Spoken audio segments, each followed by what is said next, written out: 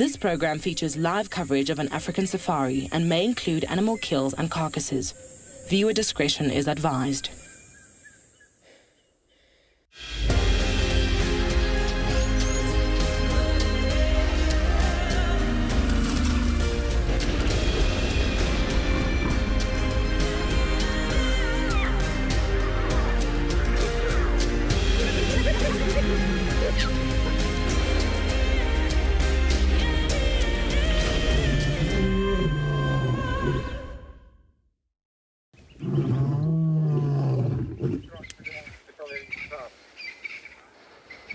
Good morning, and welcome to the dawn. Welcome to Djuma Private Game Reserve, where all sorts of things have been playing out in the night.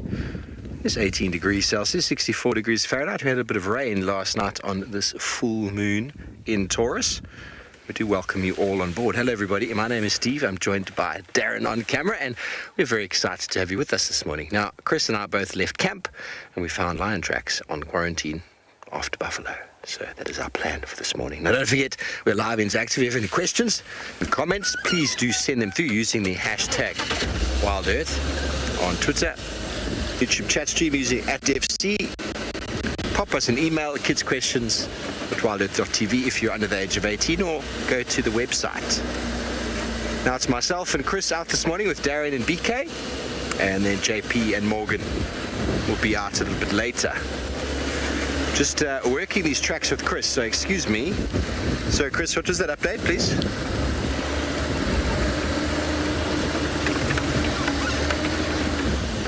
Vultures. Vultures in the tree.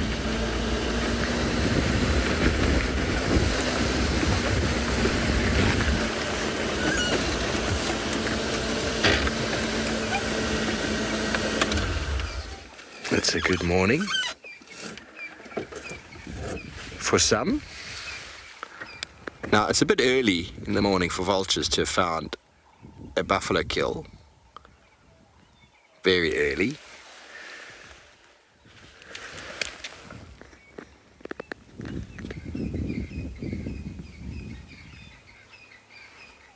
But we're quite excited. Whenever we find lion tracks, we get really excited. And the conditions last night were so suitable for predators.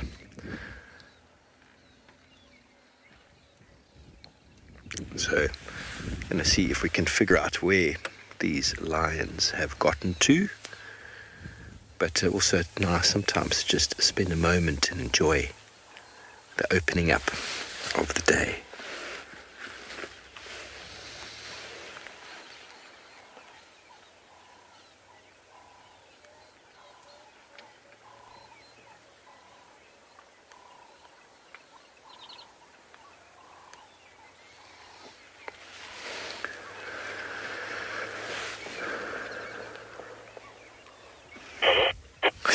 Linda Bailey, Steve and Darren, the magic team. We have had some magic, haven't we, Darren, after the last little while? It's all about a positive mindset. You come out here with the expectation of eating some leaves, and suddenly you're going to have a whole lot of animals turning up on your doorstep.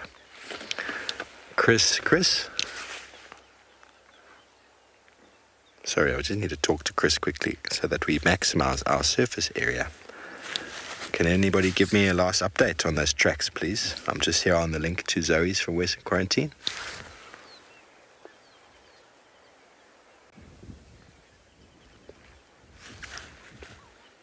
Tracks last tracks out of Weaver's Nest heading south, and it seems to be cutting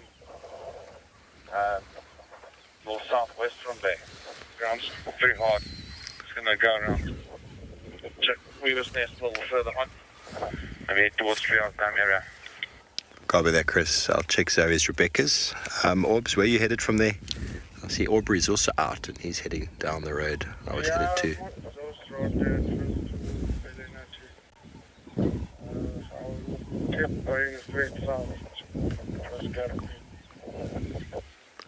Okay, copy. Thank you. What a beautiful morning, everybody. A beautiful morning for reflection. Yeah, it was Cutline junction with Texans Road. So yeah, maybe I'm gonna take Westbomber Road. Everyone is very excited to find lions, so let's carry on before we fall behind the pack here. The dogs have been let loose on the tracks, and we are sitting here doing quiet moments, so let's move. Whoever finds them is the winner. I'm only joking, it doesn't matter who finds them. There's the buffalo. Oh, no, that's an elephant. Hey, that is an elephant. That is a young elephant. But we are going to move past these elephants because, well, we are looking for lions. So we had a very interesting dinner with the Wild Earth Expedition crew last night. And then many of you are probably going to be very jealous because we were then serenaded by James Hendry for some time. And it definitely was past my bedtime by the time we all moved off. So as the sunshine starts to break out through the clouds behind us, we're going to send you over to the weather.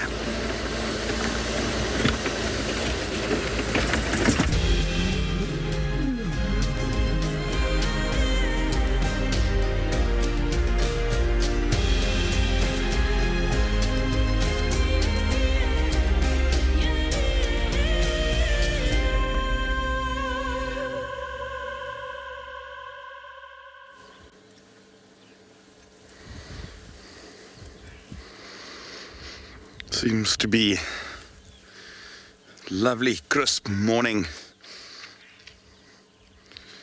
And it's rather cool at the moment. I'm just appreciating this little bit of sun that's peeking through there just to warm us up. Almost like basking in the sun like a lizard. Now, there's been some tracks of a pride of lions that came all the way through quarantine, and they were heading south, and that is exactly what we're doing now. We're going to go and see if we can find them. Good morning, everybody. My name is Chris, and with me today is BK. And our initial plan is to just see where those lion tracks are going. They seem to be pointing into the direction where that herd of buffalo, in fact, headed to. Now, we had a little bit of rain, and the tracks of the buffalo were just before the rain, and the lions on top of the rain. And the tracks of these lions are relatively fresh. So hopefully we would be able to find them. I mean, after an eventful afternoon like we had yesterday, it would be good to alternate it with some lions. I would like to go to the den site, however, a little later in the morning and just do a quick recce to see if anything has changed or if there's any further evidence of what happened there. We'll first want to focus on these lions.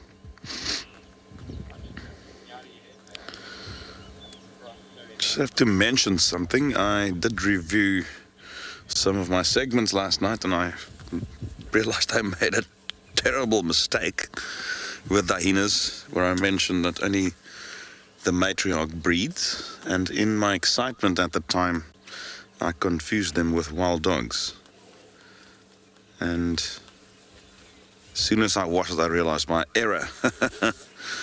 So yeah, just to correct there, the others do breed, the other females do breed, but the cubs will not have any status, or they will be much lower in status. So it's wild dogs where the alpha female are the only one who breeds.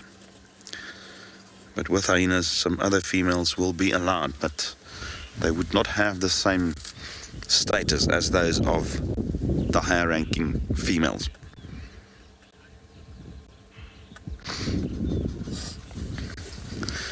Good morning, Andy, and welcome aboard. Yeah, that would be amazing. I've been trying to get to see a buffalo hunt for ages now. I can't even recall when the last time was I have witnessed a successful lion hunt on buffalo.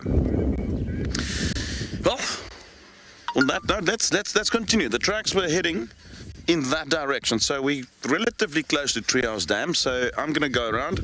They might actually be at Treehouse Dam, and I think if we find the buffalo, it could be a very good point to start off with. I know Steve is also in the region, so let's go and take a look.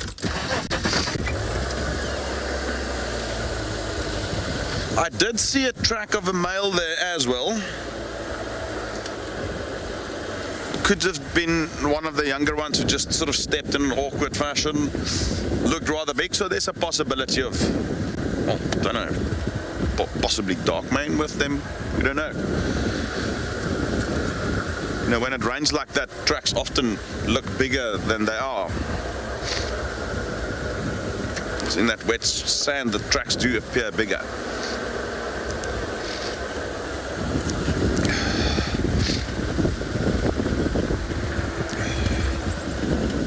Now, lions and buffalo interaction would be amazing. Let's head to the dam.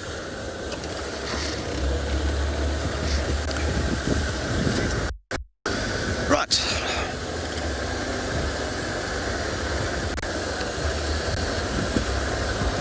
So while I have to just drive very, very slowly, not to miss any tracks.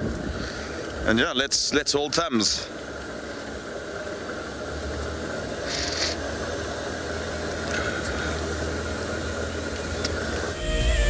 I've always dreamed of Africa since I was a little girl. And then I just decided, you know what? It's time to come. It's time to just live the dream. If you want to go on safari with a WildEarth guide, whilst honing your bush knowledge and of course featuring in one of our shows, then head over to our website. It is so exciting. You're able to see the difference of what you see on TV to how much work it actually is creating what you see on TV.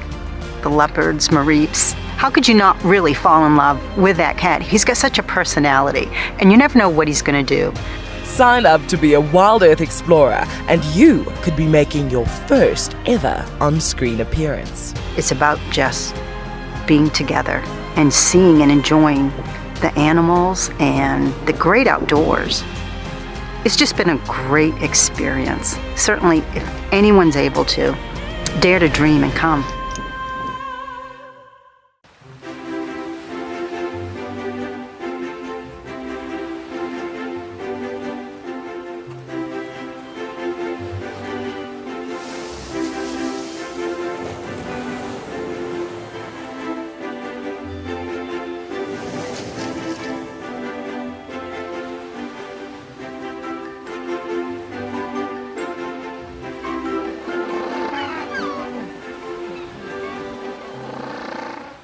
There we go, look.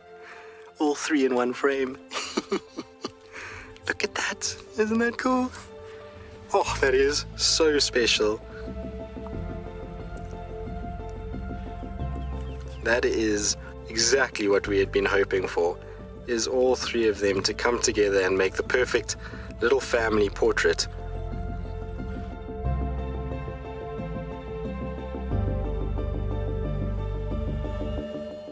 What fascinates me most about the animal circle of life is the intricacies between the large and the very, very small. I mean, it's very easy to go out there and find the large. Once you found the large, the cascading effect down to the small absolutely fascinates me. Alertness and situation awareness is by far the number one aspect for protecting ourselves out on safari. Catch up with the guides daily here on WildEarth.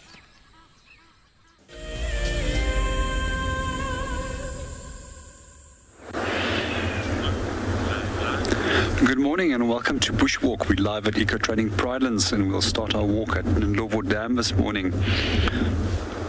It's a nice and chilly morning and a lot of wind. So my name is JP LaRue and behind the camera we've got Morgan. Morgan is just going to share a little bit of a landscape with you while we are doing a little bit of talking and sharing our idea of what we are going to get up to today. As it is quite windy, it makes walking quite unpredictable, especially in thick vegetation, as you can very easily stumble onto animals that haven't heard you or can neither smell you. So we decided that we're going to sit at the dam for most of the morning and wait for the animals to come through towards the dam and hope that they're going to come and have a drink. We're also going to do a little bit of birding for the morning.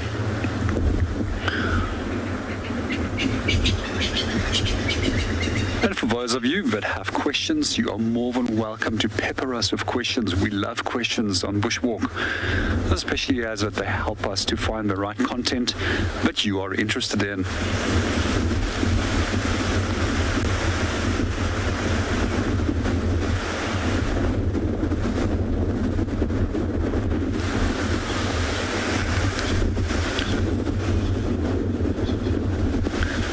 Waukesha, and welcome to the show. I just love watching it, and especially love watching it by spending time in very small areas, by sitting and watching how things change around me. But what I also like to do on a larger scale is to actually see the differences from season to season, how things start changing. That's actually quite fun if you have a book and you journal the changes within your environment throughout the different seasons.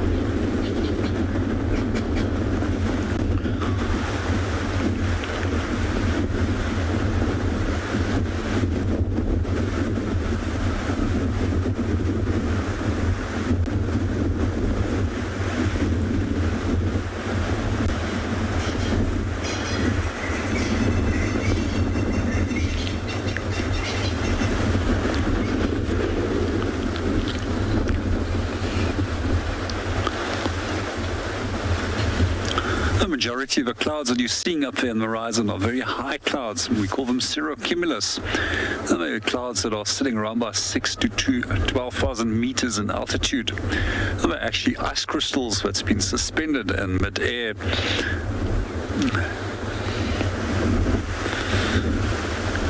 For guides, clouds are actually very important, so they tell us a lot about what the weather is still going to do. But we'll tell you a little bit more about that later. Let's go and see what the rest of the team is up to.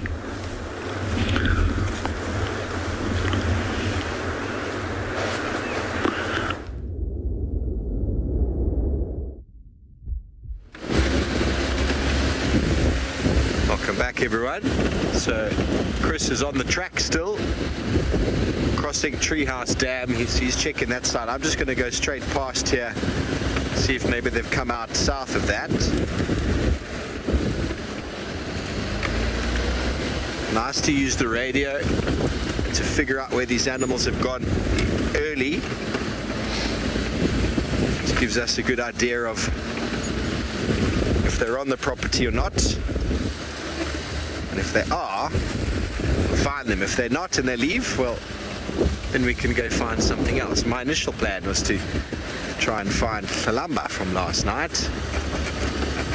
But with lions following buffalo, can't resist myself. Oh, watch out for this road. It's a little bit bumpy.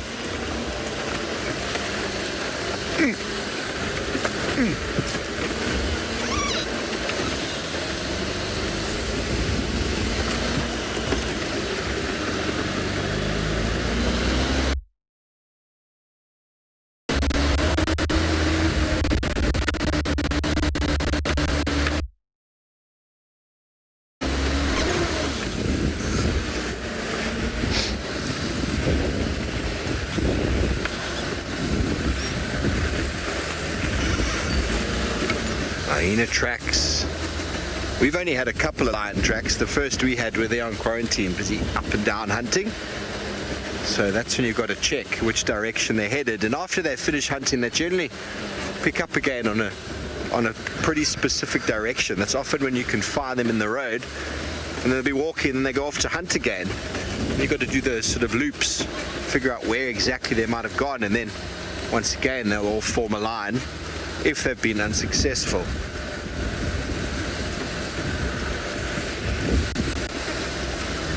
Freddie wants to find them, but I've worked these lion tracks and then we'll go back to quarantine. If the lions are walking through this block, they're either in here or they're going to be south. But we have a few of us working the area. Nice to just ascertain.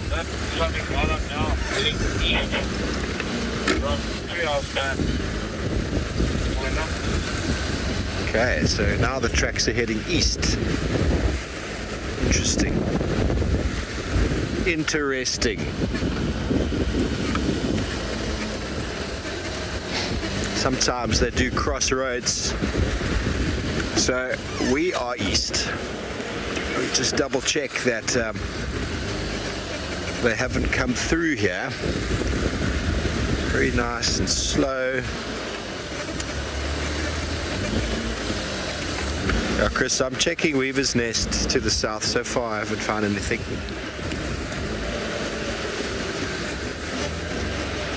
Okay, now I've just located them. They in between Treehouse Dam, that goes to business from Treehouse Dam. All Wallapanzi right next to them, here. Copy, well done. Yeah, well done. Chris has found the lions, everybody. Just there, the junction we turned past. Found them there on the road. So now we're going to go back and have a look for Tlalamba. Now that the lions have been located, that was a nice, quick little 20-minute tracking session. Well done, team. Well done, Chris. And it sounds like they're just chilling, so they obviously did some hunting last night unsuccessfully, but who knows. Let's go over to the man himself, Chris, with his pride of lions.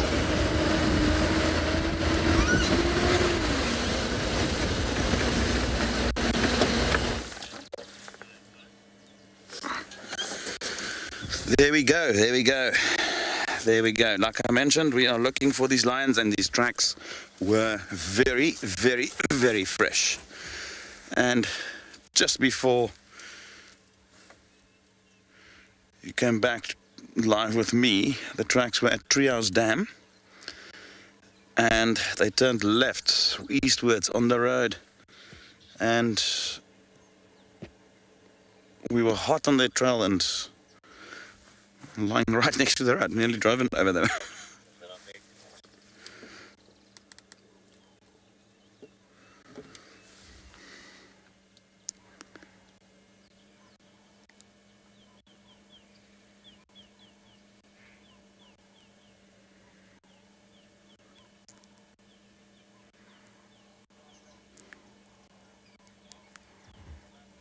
Count how many? 1, 2, 3, 4, 5, 6, 7, 8, 9 of them.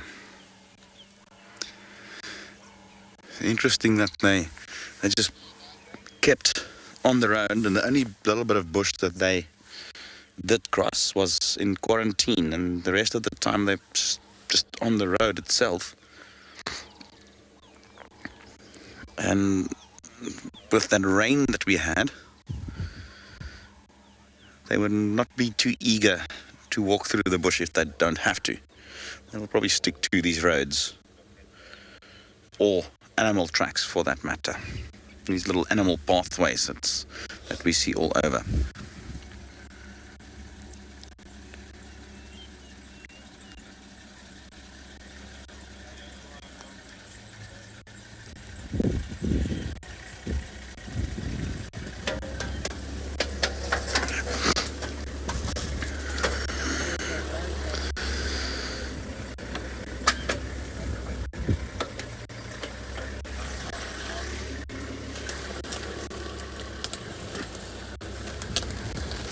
Hi, Barbara. Yeah, that's a proper pride. I'm still trying to figure out who they are. They came from the north.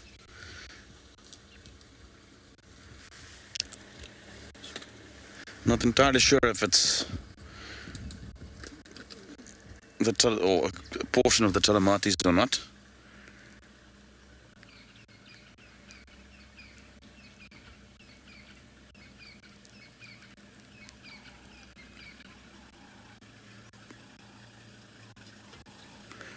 But for now, it's live. It's what we set out to find this morning. All right, I don't see any adult male here in those tracks that I saw. Probably one of those younger males, like I mentioned, just probably stepped in a very soft sort of piece of soil, and it just looked like a very big track.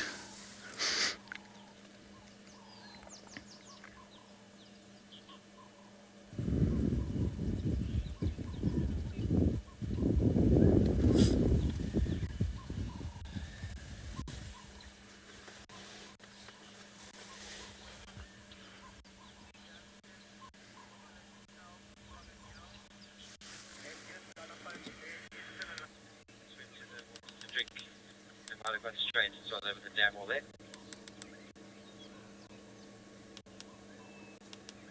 What do you mean on top of the dam wall? Also a couple of comments coming through. A lot of the viewers also reckon it's the Talamatis. This just my feeling as well. Looking at the composition as well as where they came from. You know, even though we're relatively far in the south and we know the Ngumas do come to this region as well, but they were all the way from the far north of the property.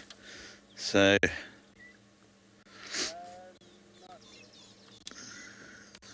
I'm gonna for now assume it's the Telematis, and our viewers tend to agree.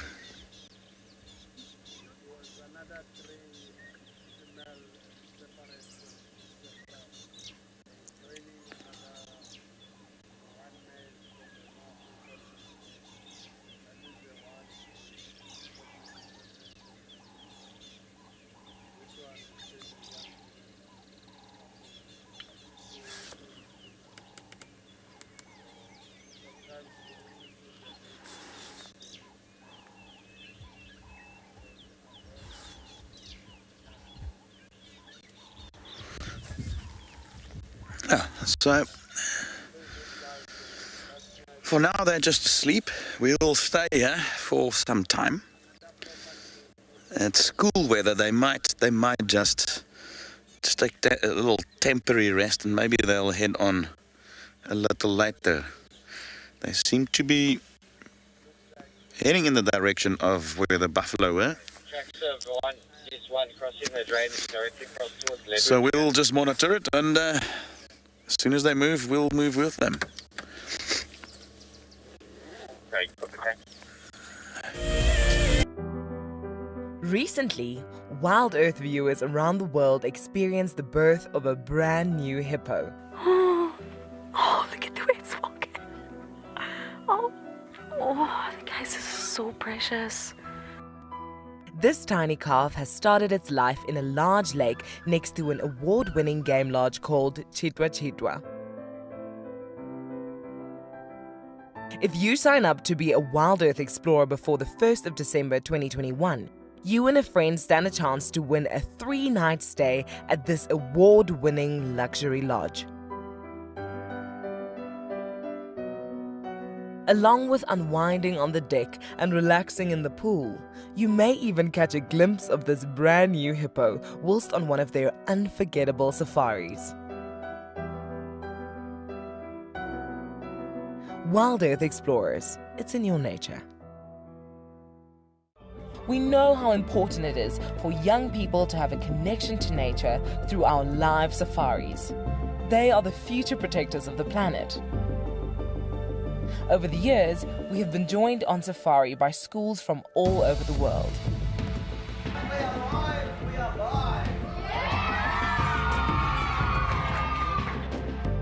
Seeing those students connecting with somebody lifetime in Africa, what else could you ask for? It's just an incredible experience for everyone.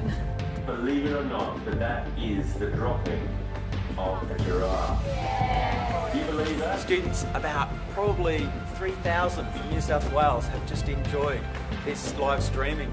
And we learned that some trees are male and female. That's pretty cool, right? We were able to experience what it was like in South Africa and to see a whole lot of different creatures.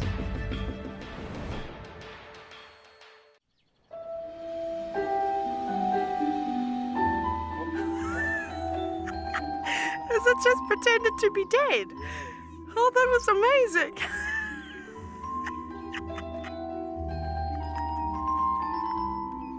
I can't. How do I?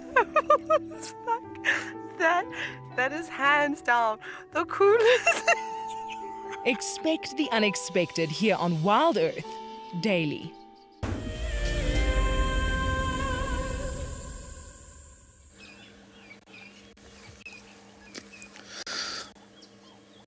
Welcome back. No change at the moment. Wow, I'm holding thumbs that Steve also finds what he's looking for. I believe he's on quite a tracking mission there. So he'll keep you updated as he goes along. Today we're not going to have a competition again. Today we're working as a team. Well, we always are.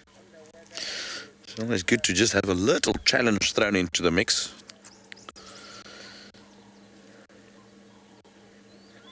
Now, I'm hoping that these lions will get up at some stage and utilize the school weather to the full, and hopefully try and find that herd of buffalo. I do not know where the buffalo are.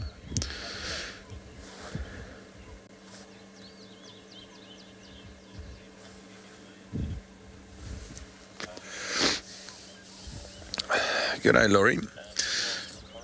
If we look at adult males, that ratio would be in favor of females. There will be a whole lot more females than males within the pride if we refer to the adults.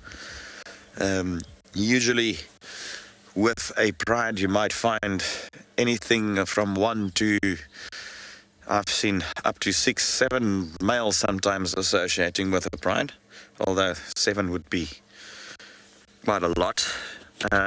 Most of the areas where I've worked, we used to have coalitions, and it was usually, I would say, a statistical mean of anything from 2 to 4 males usually. All right, but this will vary, again, from pride to pride, area to area, country to country, even parts of Africa. With the young ones, when they are born, it's more or less equal in terms of births. So with the young ones, you probably would find it more or less 50-50. Again, there could be variance from pride to pride, area to area, and the history of that pride will play a role there as well.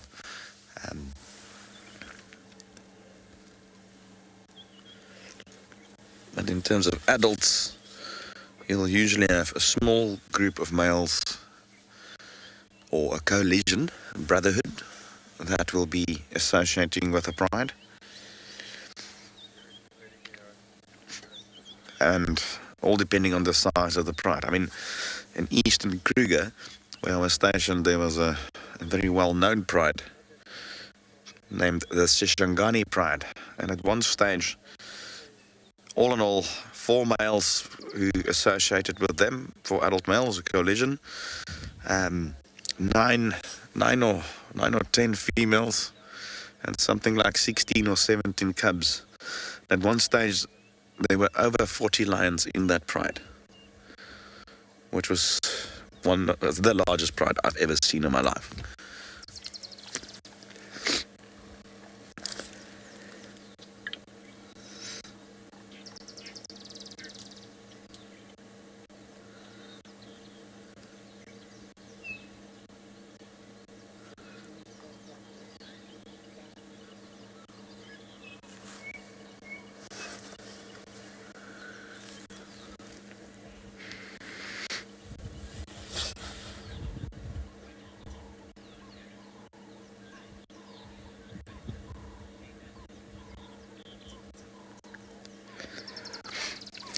Hi, Gavin. Yeah, allowing to comment there. They will definitely smell each other there. Very well developed sense of smell, but yeah, and I suppose each and every individual will have their own unique smell. So they'll be able to interpret that. I just want to revisit a topic we had yesterday, and it's been a recurring topic about tracks and tracking. Now, yesterday with the hyenas, I did mention about cats who have more oval-shaped toes. Now, remember yesterday with the hyena, those very sort of clear kidney-shaped toes, where these are more slightly oval, but then very important, if you look at the main pad, there you can see the 3 lobes in the back of the main pad, very, very clear, as opposed to the 2 lobes that hyenas have. So the 3 lobes are characteristic of all true cats. So I just wanted to have a bit of a visual reference to a little topic we had yesterday. And you'll find that with leopard, cheetah, caracal, African wildcat, tigers, jaguars, all true cats, mountain lion or cougar up in the northern parts of the Americas, bobcats, lynxes. All of them will display this distinct 3 lobes. Even your house cat will have that.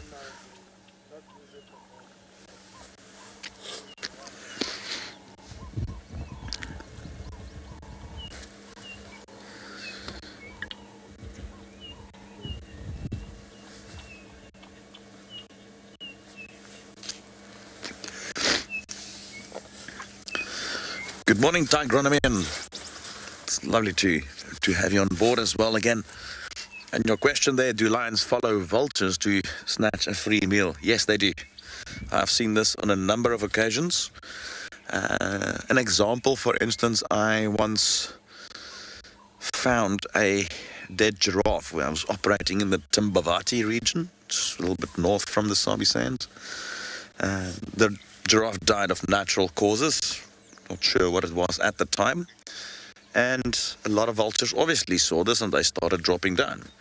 And at the same time, another guide radioed me and said, well, there's some lions on the way to that carcass. And he actually mentioned how they were constantly looking up at the vultures approaching or flying in a straight line to that carcass, and they were literally following them. So yes, they do. They do. They won't pass on a free meal.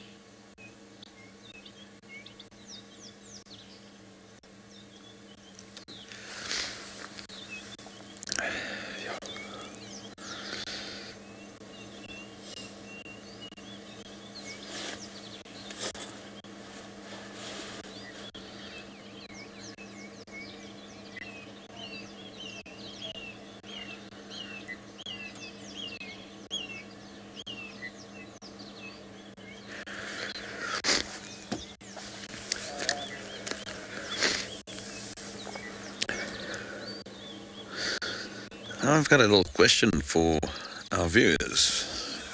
Lions are asleep. They're asleep. There's not much in terms of powerful visuals.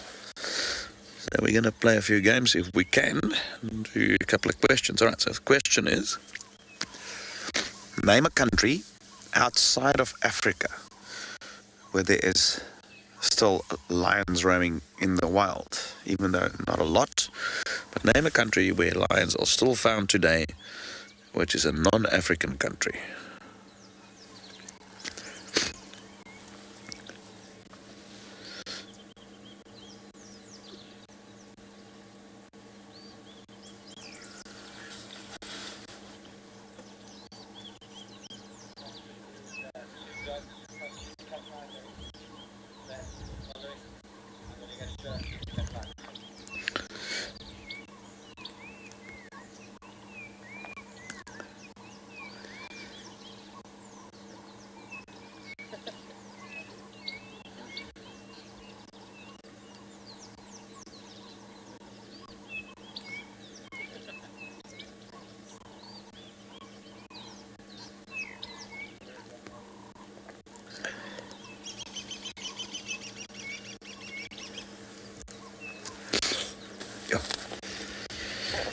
Got a pretty decent hay fever today. Get some of that elephant dung from yesterday.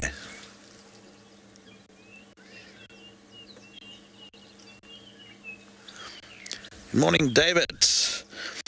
And David's answer is India. And yes, that is 100% correct. So India still has a couple of hundred lions still left in the Gir National Forest or the Gir National Reserve, and where one can still see the last remaining Asiatic lions that are still in the wild.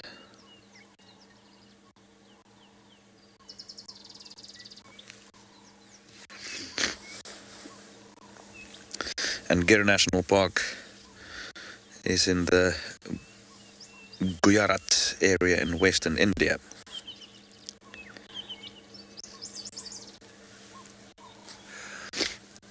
Hi, Nature Girl. Nature Girl says you will see lions in the US. Now I'm going to give you a half point for that one, because it's technically not incorrect, because you do have a mountain lion there, but it's not the same species as the African or lion as such. So even though they're called mountain lions, those mountain lions there, also called puma or cougars, is in a subfamily of cats that are closer related to cheetah than they are to the big roaring cats, or the panthera cats as we refer to. But very nice. So it's technically not incorrect.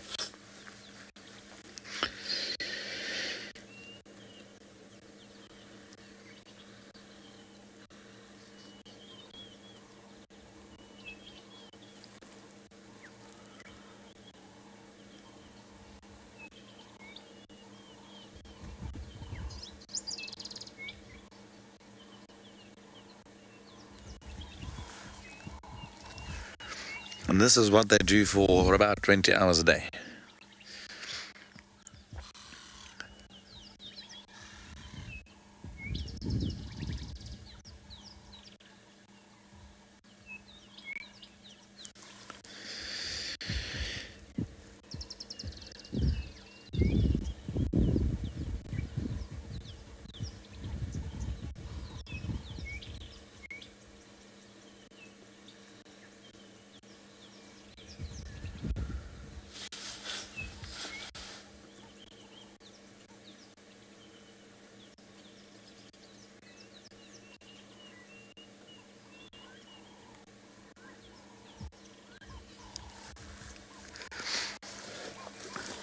Interesting is that lions used to occur, while we're on that topic, they used to occur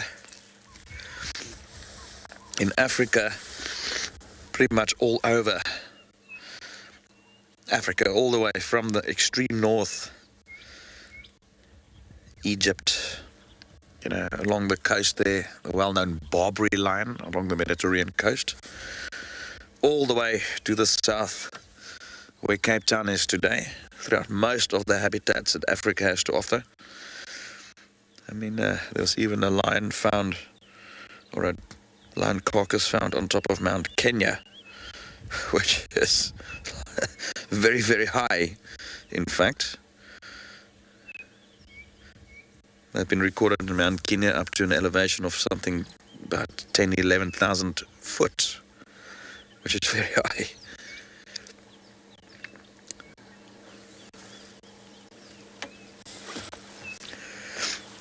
Used to occur in parts of Europe and Asia, anywhere where conditions allowed for an abundance of prey. There would have been lions.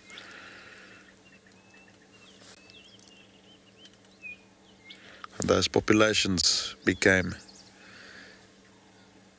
extinct quite some time ago.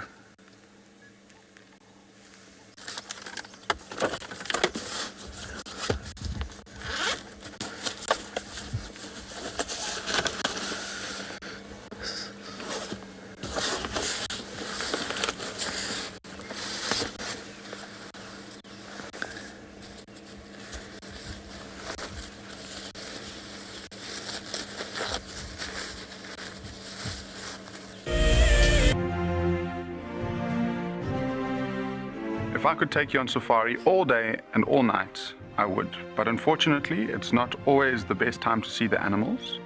Now, in between safaris, you can watch the WildEarth Channel with loads of extra shows. If you have a connected television, Apple TV or Roku box, then download the WildEarth app, and if not, then just find it on the App Store on your phone.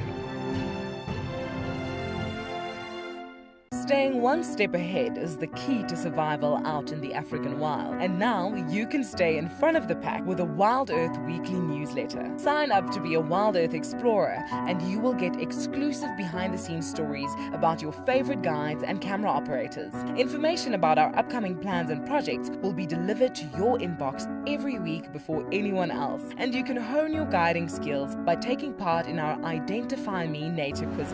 WildEarth Explorers, it's in your nature. Hello, boy. You are a monster. And he's coming right up to us. Hello, boy. Oh, settle down. Settle down.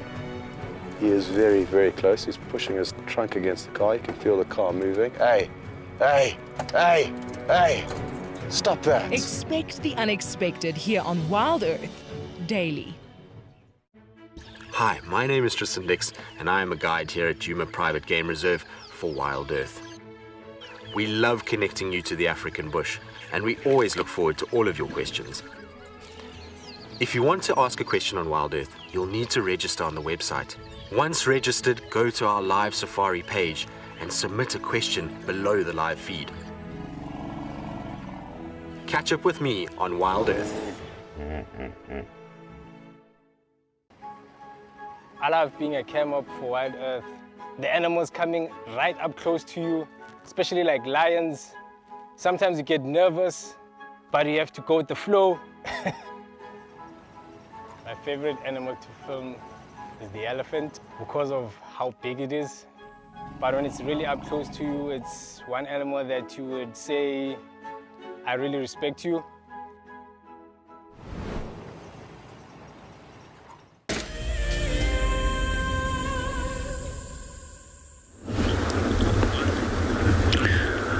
Welcome back to Bushwalk. We're still out and about and looking at what the weather is getting up to. The wind has picked up a little bit, and it's actually increased with a little wind chill factor. I decided it's time to go and put on an extra jacket. And meanwhile, there's a number of questions that has come through from viewers. And the first question is from Harper. Good morning, Harper.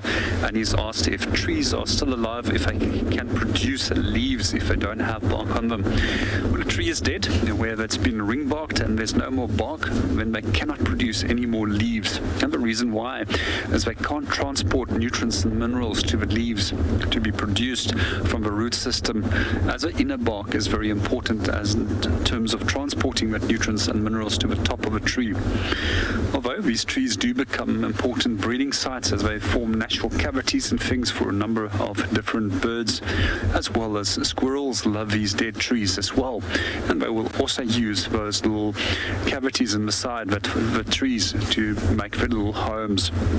We've also been asked by Patricia, do dead trees not attract a lot of lightning and fires? Good morning, Patricia, and welcome to the show. They can, but live trees can also attract lightning to them as well. Any high object that stands out has the potential of attracting lightning. And there's also an interesting belief that lightning never strikes the same post twice. It does. We've actually seen it out here quite often. We have the same live trees or dead trees have often been struck by lightning. And lightning for us is also very important as a part of the ecosystem, as it assists with the release of nitrogen in the atmosphere. And our atmosphere consists of roughly 79% of nitrogen, and then that becomes available through lightning storms, and it makes its way back into the soil that plants can absorb that. We also find another number of interesting cultural beliefs that's associated with lightning in Africa. And one of those beliefs is that you never rebuild a house that's been struck by lightning. And the reason why is they believe that the lightning will leave a tiny little egg in the ground at the spot where it hit. And at some point, they would like to come and fetch their child. And that's where that lightning strikes again. There's a number of other interesting beliefs also in African cultures, which I quite enjoy. And they're quite often associated around animals as well as birds. And one of those are around the hamakop, which is one of the birds we often find at waterholes. And they believe that you never destroy the nest of a hamakop, as it will actually use lightning then to come and destroy your house. Another bird that is often protected as well is the southern ground hornbill, which Chris has shown on the television a few days ago. I also believe that you don't taunt or destroy them or do any harm to them or their nest, as they can bring large-scale flooding towards where you live and destroy your crops as well as your home.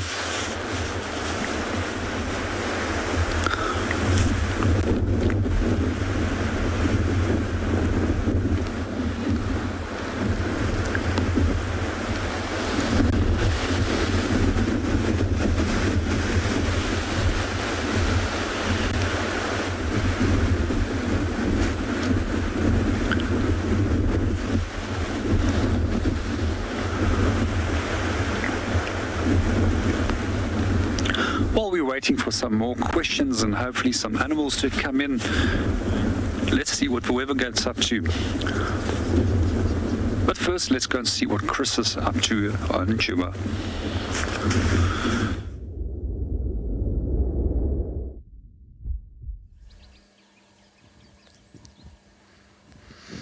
Right, we've got a little bit of activity. Oh, look at those. That equipment is proper.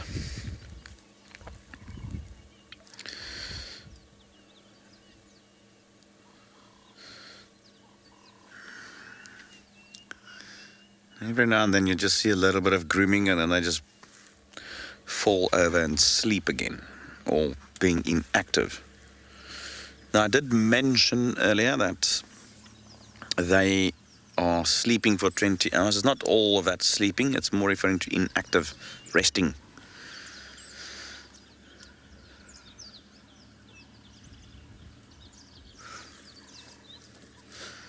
I can do that. I wouldn't mind 20 hours of doing nothing a day. My mum tends to think that is what I actually do.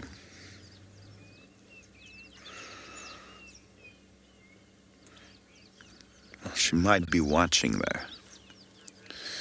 So I must be careful what I say.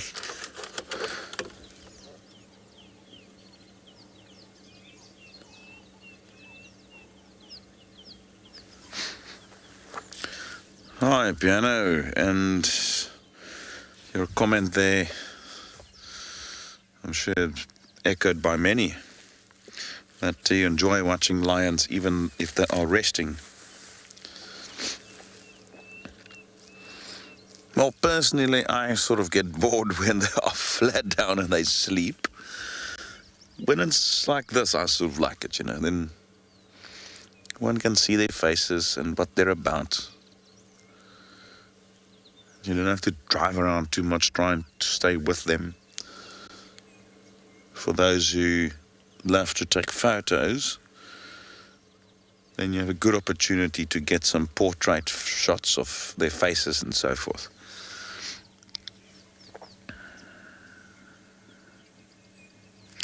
And I'm also a keen photographer myself, so whenever there's an opportunity,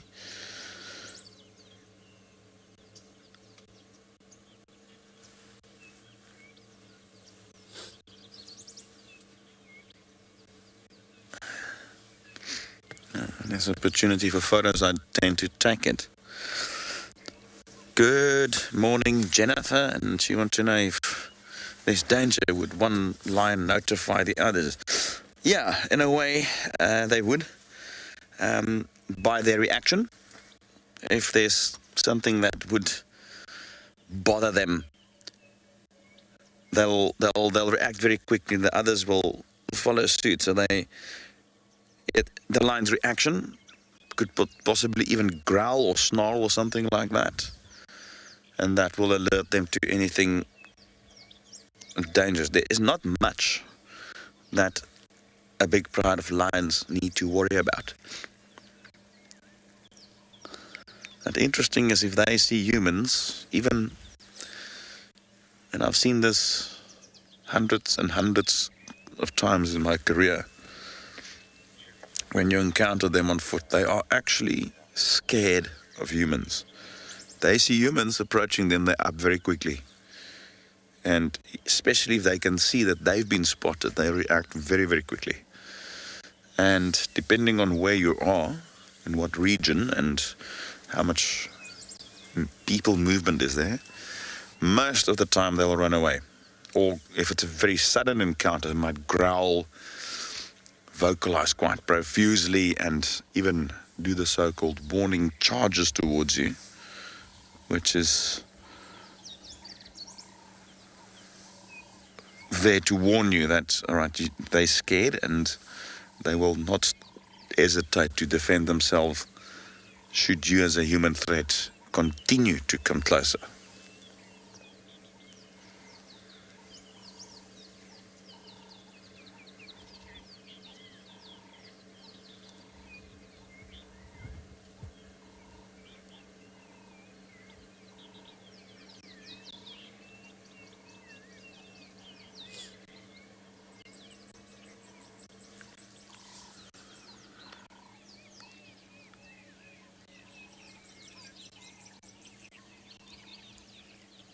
Hi, Heather.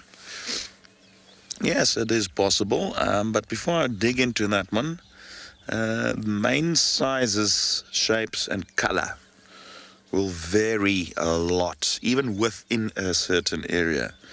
I've seen large adult males in Kruger, for instance, here around us, very sort of sparse manes, and then at the same breath you'll find them in another region and they've got huge manes.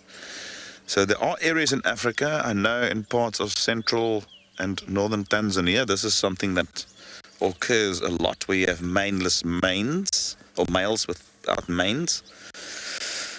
And interesting, a group of very well-known males in history, the lions of Tsavo, which is an area in Kenya, who were the basis for a number of books and movies about these specific males who have taken a lot of people during the construction of the railway through Tsavo.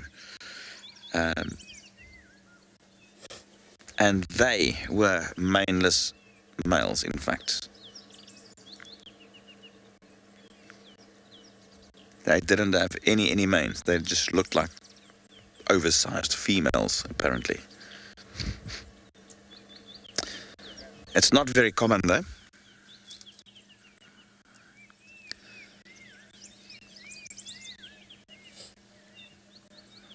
And what you will also find is not every single male will become a,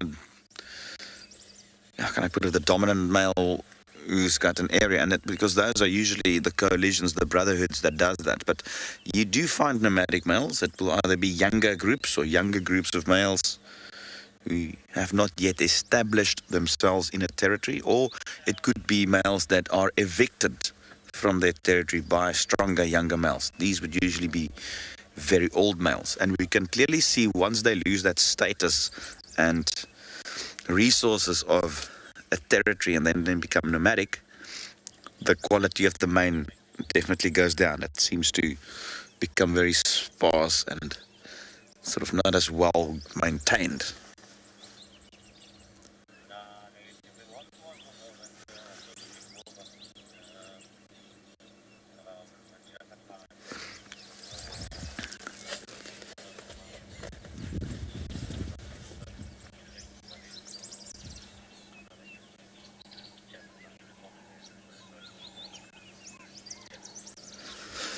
Yeah, well, doesn't seem like they're moving yet, but as soon as they do, we will follow them.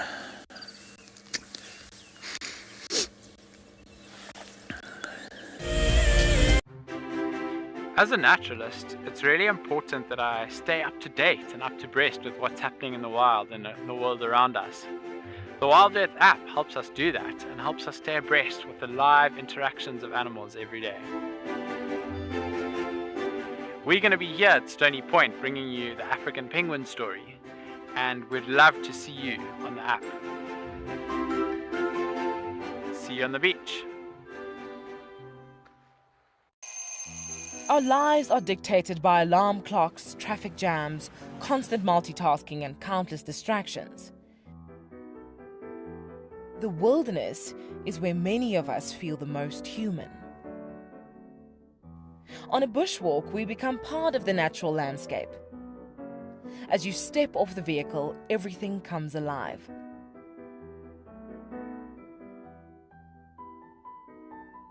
As with any risky experience, walking amongst these animals inspires awe and appreciation. Now, it's your turn to go on a bushwalk. Join us from Pride Lands as we slow down our thoughts, put aside our distractions, and reconnect with a place that first taught us how to be human. Guys, just watch what's happening. See, watch the elephant, watch the lions. See, the first ones to run are the cubs. Can you see them? They are right here. I'm not sure how scared you were, but I was quite nervous. Absolutely incredible. Expect the unexpected here on Wild Earth daily. My favorite animal is a leopard, purely because I just think they are just the epitome of feline grace and power, and the way they can move about in any environment and remain hidden until they want to be seen, I just find incredibly intoxicating, and they're amazingly beautiful.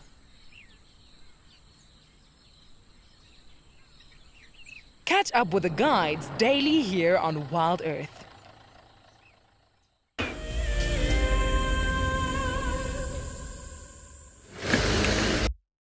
Welcome back live. Hello everybody, welcome back live to Djuma.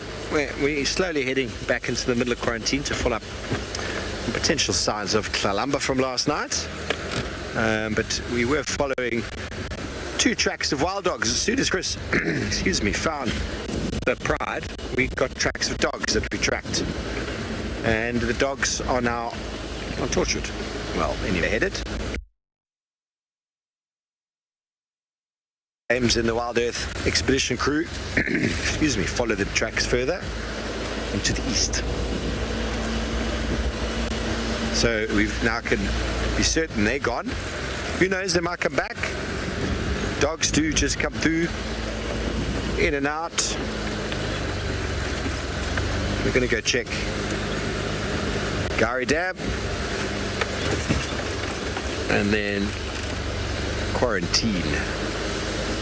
Tlalamba was active last night. When we saw her, she was sitting on a termite mound, just looking over quarantine, looking for something to snack on. And that was before the rain. So when the rain would have fallen, the animals would have got a little bit confused. And it was perfect hunting conditions last night. Not sure if the Talamati Pride is looking full or what's going on. Is the Talamati Pride, I think.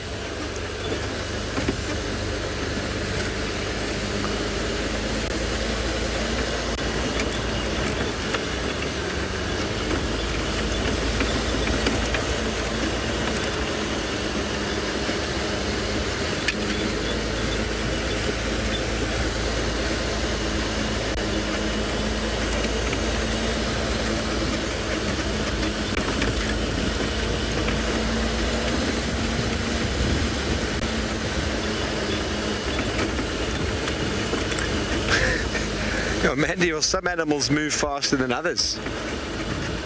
But they were moving early this morning.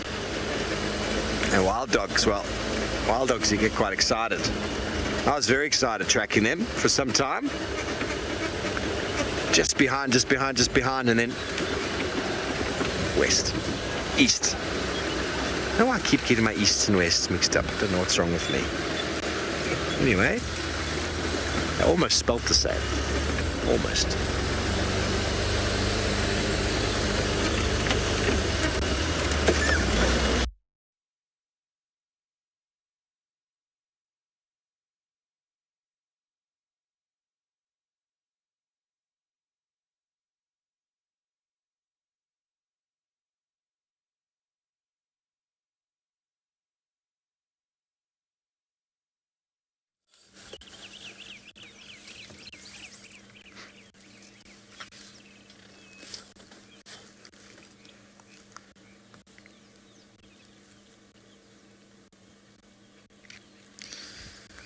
Again, not much change.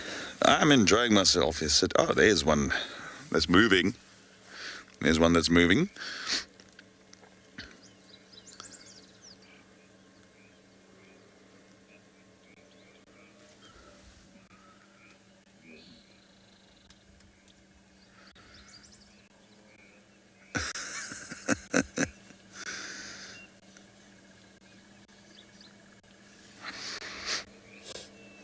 A pile of lions. And invent a new collective noun.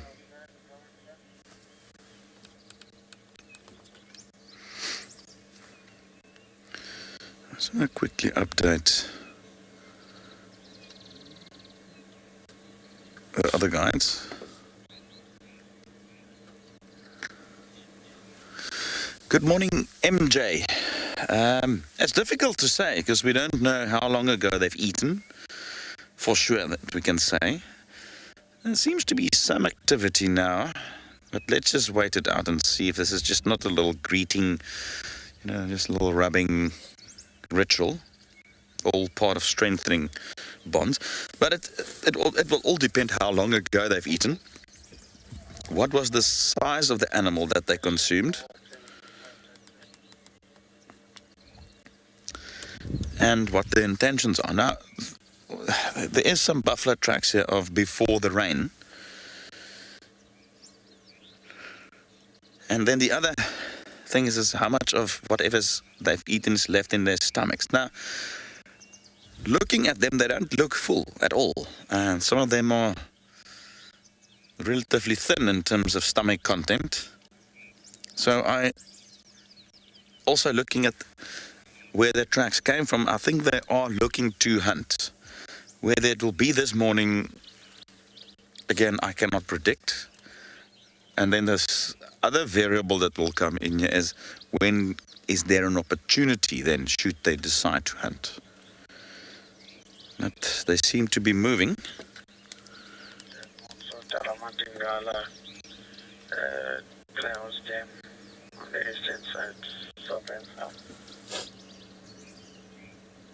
Thanks a lot.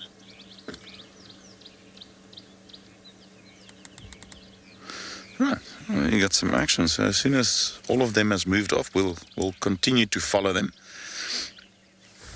And they are, like we mentioned, just here around Treehouse Dam, on Treehouse Dam Road.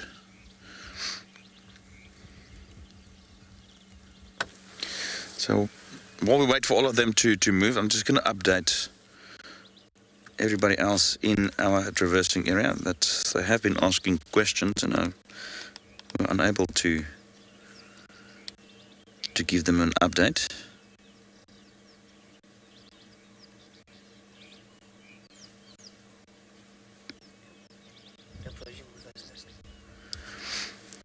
Yeah, station, just an update on the Telemat is now mobile, then moving east towards Viwe.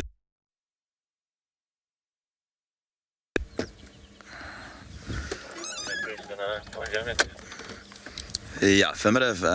You also take over the sighting now. I'm going to be live quite a bit. Okay. Well, clever move from me there. Just asking the next guide to take control of the sighting in terms of communication and coordinating any vehicle movement to the sighting. And that enables me to focus on you live with me. All right, typical young male, just wants to sleep. I'm gonna slowly edge past him. He should not be too bothered by it. Doesn't even flinch, look at him. Oh, and he's already quite a beast, eh? Yeah. The young males are gonna become absolute monsters. Right, so I can see some dung there, like I mentioned. There has been buffalo movement here prior to the rain, and I've got a feeling that they are hoping to catch up with them.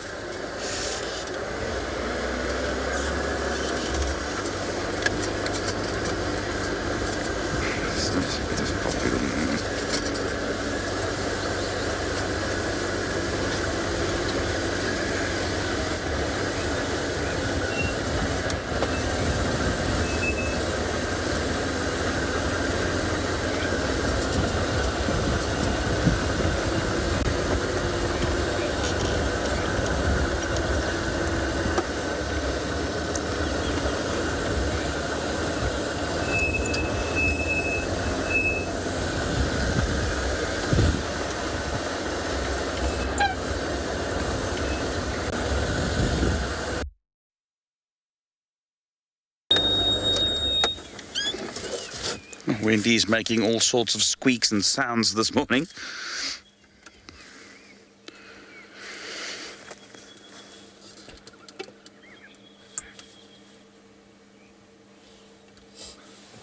a lovely little picture that day.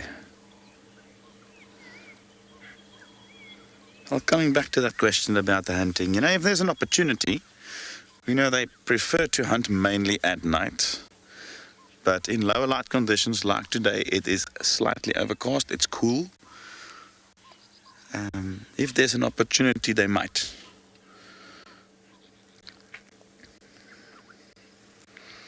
When you're a predator in Africa, you need to be opportunistic.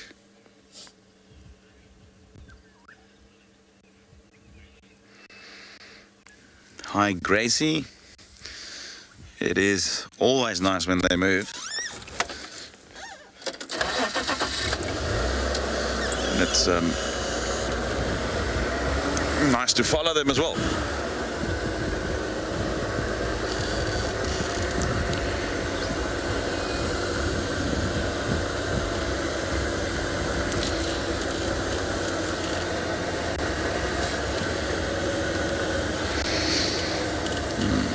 Sambingala now heading south on Weaver's Nest.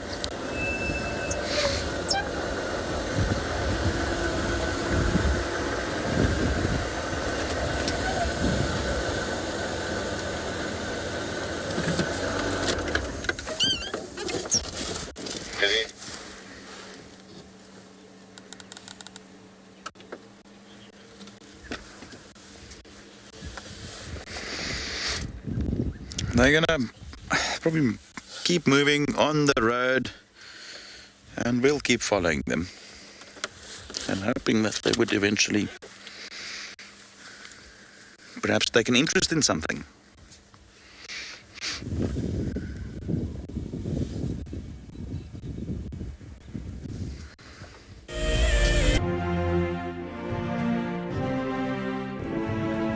So I love nature and I love being immersed in the natural world.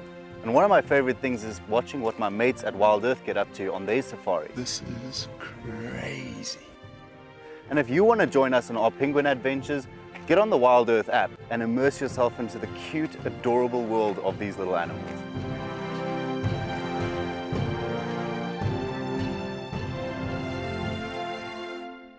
Helping kids to fall in love with nature is critical.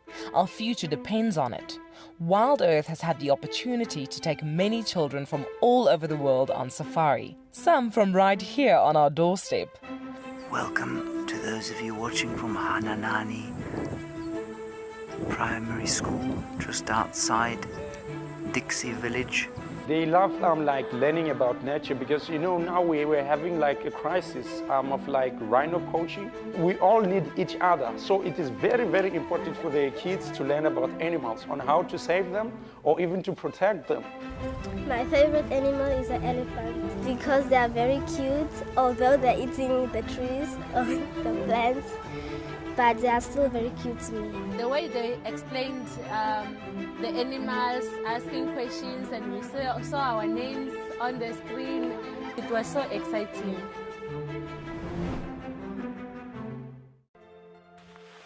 We have a baby pangolin, a baby pangolin. This is off the charts. This animal is about from your fingertips to your elbow. That's the total length of this animal. This is unreal. This is unreal. This is unreal. This is like now my 4th Christmas in a week. We should do this more often. Tune into WildEarth every single day. It's in your nature. I am an outdoor photographer, a wildlife filmmaker, and a conservation storyteller. Penguin Beach is going to offer us this really unique opportunity to watch and pick up on the smallest of details in the penguins' lives. It's going to allow us the time to really get to know these penguins well, get to know their story, and get to interpret the little finer details and share that with you with a live TV show and get you to fall in love with penguins.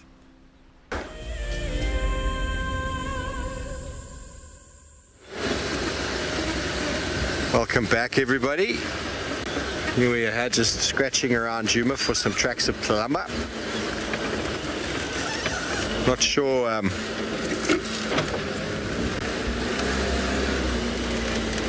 having a quick chat here. Morning.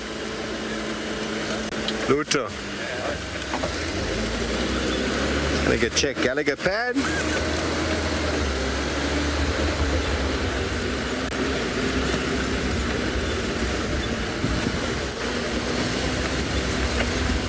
Maybe we'll do a spot of birding in a moment once we've ascertained. I mean, we checked where Tlalamba was last seen last night, and there's no tracks.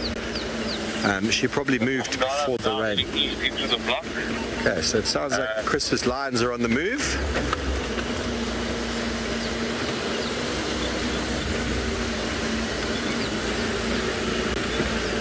They're gonna, from the direction they're heading, they're gonna be at the hyena den soon.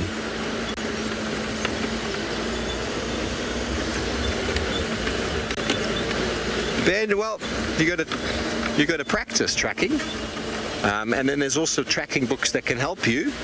But to know exactly which individual is tricky. You know, male, female, identify them, and then if you're in a specific area, then you can generally know who's who. But we saw Tlalamba last night on a termite mound on quarantine there, and so leaving that termite mound would have provided a nice track if there was suitable ground for it, but don't see anything.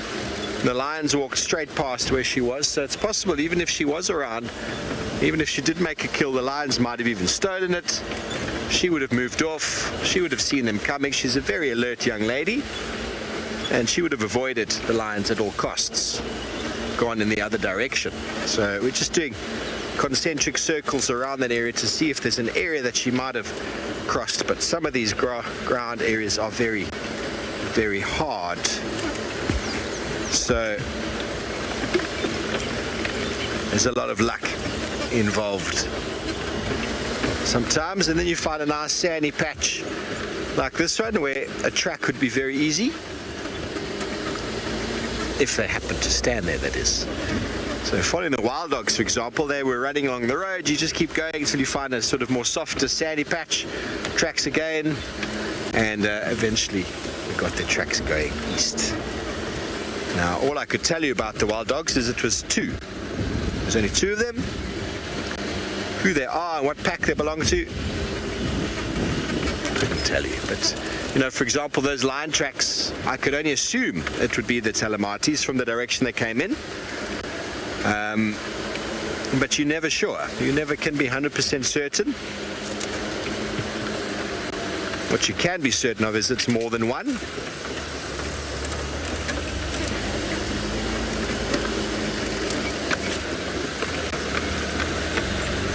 Lioness with cubs, leopard with cubs. They leave very different tracks in the ground. And that's what we're looking for.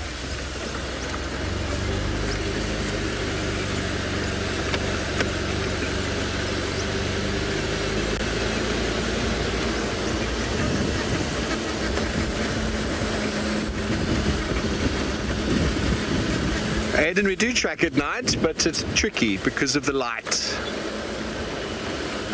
Sometimes when we're driving at night, we can use the light to look for tracks, especially if you feel like you...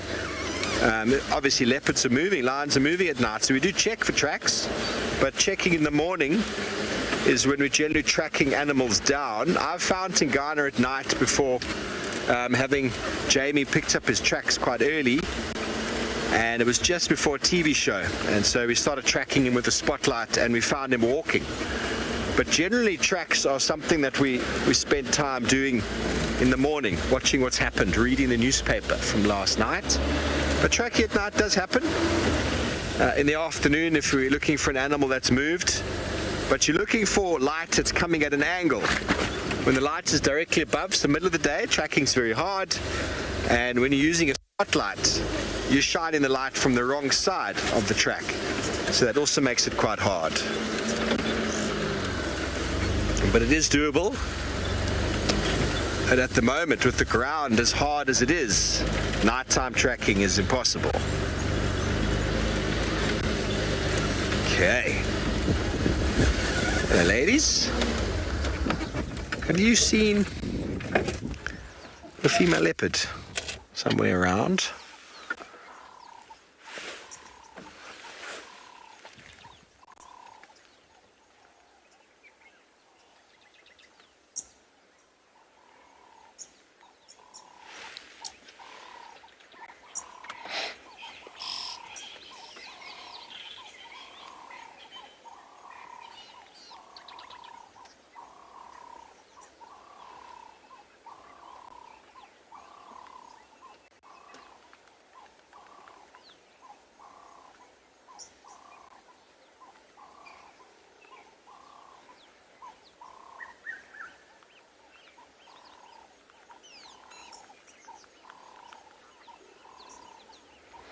Okay, now we're going to move on from these impalas shortly and send you over to Chris, who's still following, who I believe is the Talamati Pride.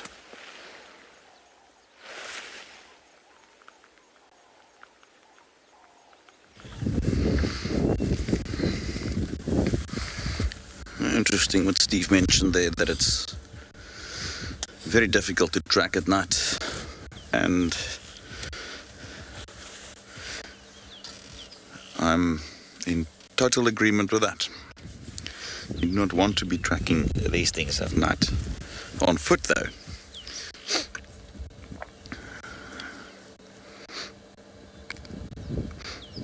it's quite an experience to track lions on foot.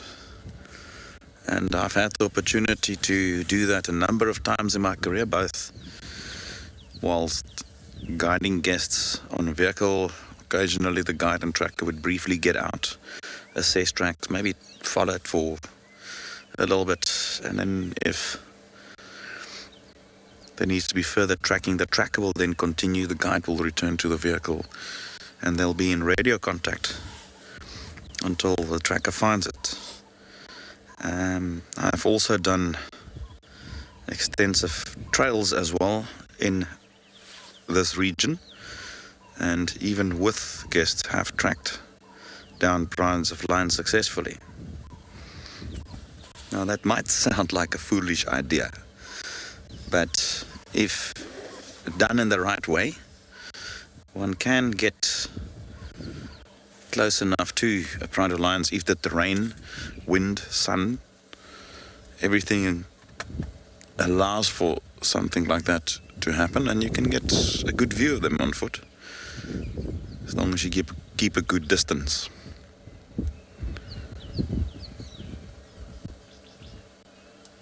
So if you're ever in Africa on a safari,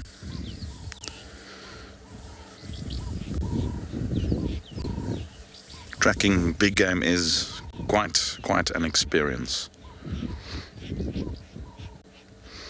I will only track lions with guests if the terrain is 100% in my favor. For instance, where we are now, exactly this type of terrain, not a very good terrain to be wanting to track lions with guests.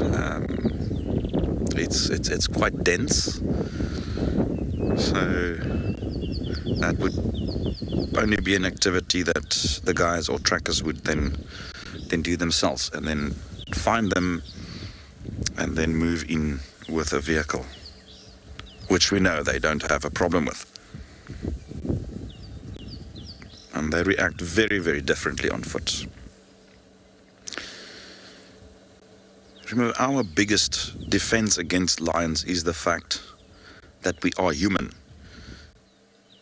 Most, if not all, of these animals out here do see humans as the apex predator. So in their minds, we are cavemen that's trying to hurt them. And even a 200-kilogram male lion is in fact scared of humans. They have this natural fear for us. And by using that status and putting emphasis on that in the way you react to them, and I'm referring to now cases where lions act aggressive towards us on foot, the best thing to do there is to stand your ground, maintain eye contact, and if the situation escalates into somewhat of a warning charge or further aggression, re-emphasizing your status as that apex predator will in all likeliness cause the lions to then run away. And that's by shouting sort of in a very assertive manner.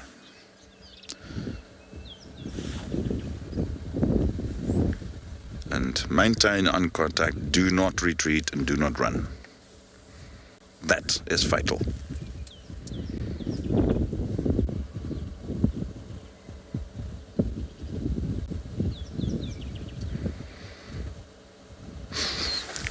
And that's the beauty of having vehicle-based safaris like we do, is that when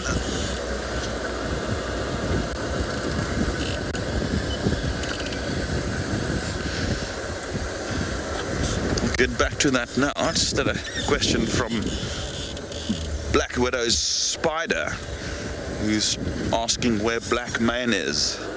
I'm not entirely sure.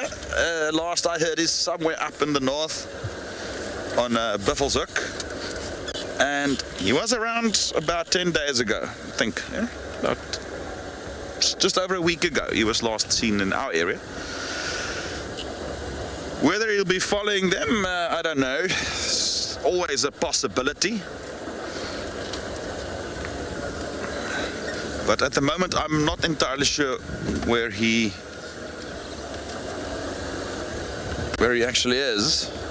I will try and find out as soon as there's a gap on the radar if anybody has seen him, and I can possibly give you an update and show you on the map where he currently is and where we are. Right, I'm gonna just have to relocate them. They are moving relatively slow, so that should not be much of a problem.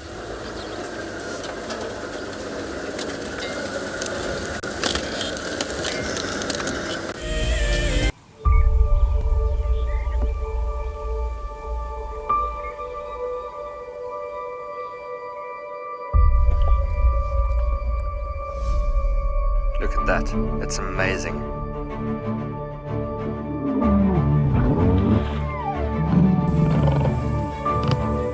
Wow, hey.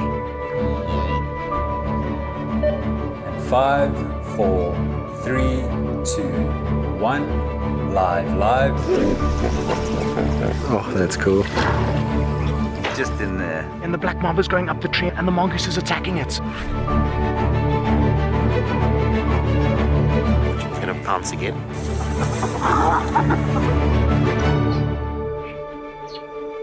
Sure you can all agree with me. It's not a bad start to our Wednesday morning.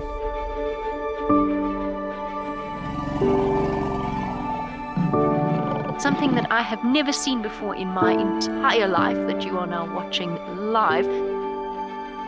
Look at that. It's just beautiful. Fantastic display by a little herd of springbuck. How is this view? My heart is in my mouth, everybody. Amazing, they've locked their tusks together. You can hear the cracking branches.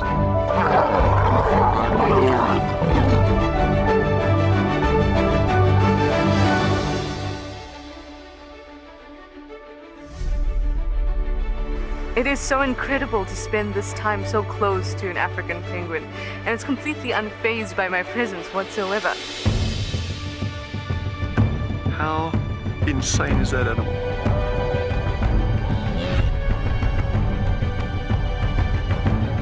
Amazing.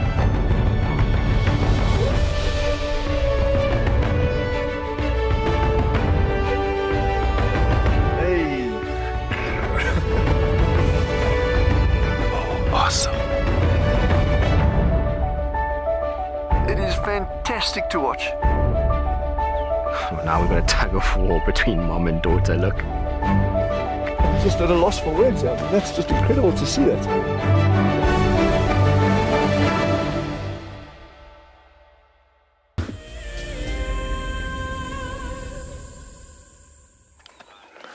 Welcome back live here to Djuma, everyone. We're going to do a little spot of birding. Let's see if we can get... Oh! Off it goes. He's going to come back in front. Now, what nearly happened a moment ago, which would be probably first time ever in human history. Not human history, but definitely WildEarth history. You can tell me if I'm mistaken. We nearly got a red-chested cuckoo on camera. In South Africa, they also commonly known as the Piet Mevrou. Very strange name, I know. If you translate it, it's Piet, which is like Peter, the man's name, my wife. Because it's kind of what it sounds like. Many of the Afrikaans names for birds are very onomatopoeia-esque.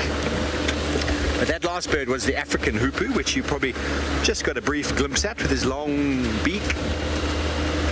They are probers, very specialized for feeding on organisms in the ground. Okay, so after some requests, we're going to slowly head towards the hyena den, because it seems as if most people didn't get enough yesterday. I believe yesterday was very hectic. But let's go see what's going on that side. I know that Chris is not far from there with the lions, so if he does end up at the Djuma den, I will pull back. But we'll slowly make our way in that direction and see what's transpired in the night. We were at Twin Dams briefly earlier, tracking those wild dogs, and there's been tracks of hyenas all over the place, as there always are. But this time around, it seems like there's just solo tracks everywhere, where the last week there's been groups of hyenas moving around. Corky and her entourage.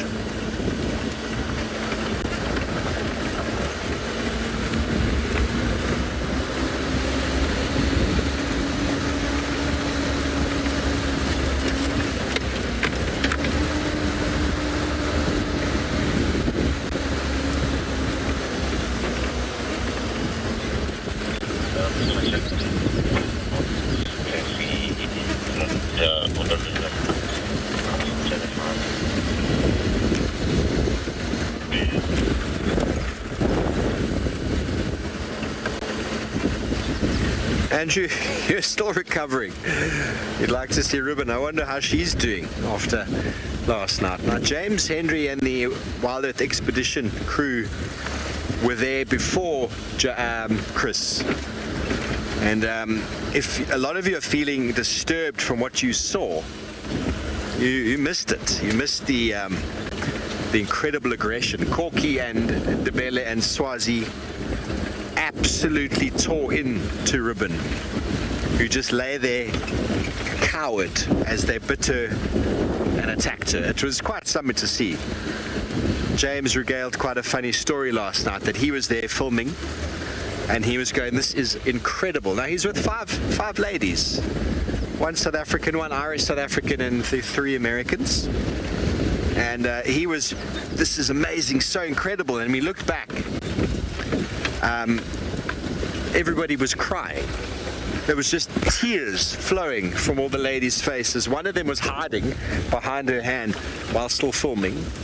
One was on the floor, but there was just tears of anguish across all their faces. And James was thinking to himself, this is incredible. I wonder how my guests are acting. We looked. So we got to be privy to that conversation last night, and then they were able to show us a few of their little clips, and with the volume down, of course, because the noise that was being uttered by all of the hyenas at the time was heartbreaking, really. Ruben was just getting absolutely destroyed. But it's incredible. I mean, if that was another animal with the amount of abuse that Ruben took, it would be in pieces, absolute pieces. The pain threshold and the toughness of their skin, you just can't believe it. You can't believe it. You know, I know she's missing her tail and her ears looking bad, but those are external places. You know, the skin itself, the toughness of that hide of hyena is just unbelievable. So it was quite a fun evening, actually, sitting around the table, listening to many stories. They've had a really good experience. They've seen so much. And just to reiterate, last time I mentioned, because the radio had said so, that Shasha was up in the north with Tavangumi. It wasn't Shasha. It's actually this other male called the Timbavati male who's been in the area. It wasn't Shasha at all. Somebody got the identification wrong on the radio. So Shasha's probably still around Djuma, but Tavangumi and the Timbavati male were having big altercations last night, and they got to see that as well. So they're having a great time. But anyway, let's send you back over to JP and the Bushwalk team.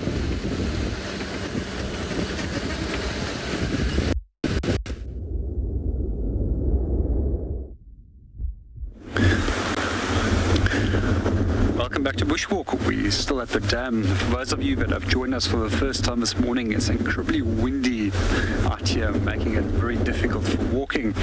And that's why we decided for the safer option for waiting for animals to come to us at the Waterhole. There's a number of questions that has come through so far this morning. The first question has come from Lisa, and Lisa would like to know if we do see leopards as well as lion out here. And the answer to that, Lisa, is we do find a lot of leopard as well as a lot of lion in the area. We also have a very good and healthy population of spotted hyenas that frequent the area as well, and a number of den sites too.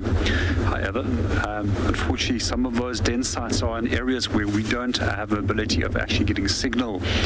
We also see with leopard and lion when it's best to actually view them with a vehicle, and the vehicles that do operate around here tend to see them on a regular basis. It's just quite often tricky, as when you're on foot, if lions as well as leopards see you, they tend to move away from you, especially in daytime. They consider you as their number one threat towards them, and they rather want to avoid any form of interaction with with humans. Our second question comes from Grayson, and good morning, Grayson, and welcome to the show. And Grayson has asked us, is there any dangerous insects out here? There's actually a whole lot of dangerous insects out here. And the most dangerous of those for me is probably bees, and they've got a very potent neurotoxic sting that they can deliver, and that can lead to anaphylaxis in my case. That's also why I always carry a EpiPen and kit with me to prevent myself from going to anaphylaxis if I do get stung by bees. We also have other insects which are quite lethal out here in terms of being dangerous, and one of those are the blister beetles. A few years ago, I actually had a blister beetle that emitted the canferidrin, the chemical that they do, onto my skin, and it started blistering, and those blisters then started forming liquid that ran down my leg, and every place where that liquid ran down, it created further blisters, and this was actually quite painful, and it led to some scarring that took several weeks to actually heal. But it's not the only dangerous jointed leg organisms that we have out here. Some of the other incredibly dangerous arthropods that we have out here is a number of different scorpion species, of which one of the top 3 most venomous scorpions we find in South Africa occurs here, and that's known as a Transvaal thick-tailed scorpion. Those guys, they can put you into a serious position in terms of having to go to doctors. I've had some colleagues in the past that has actually been stung by them and ended up for over a week and a half in hospital.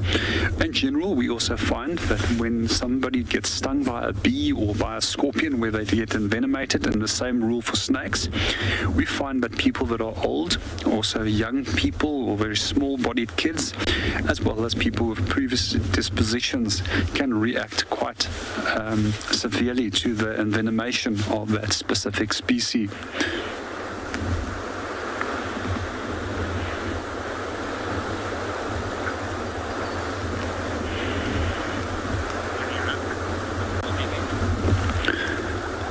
Well, in the meanwhile, let's go and see what the rest of the team is up to.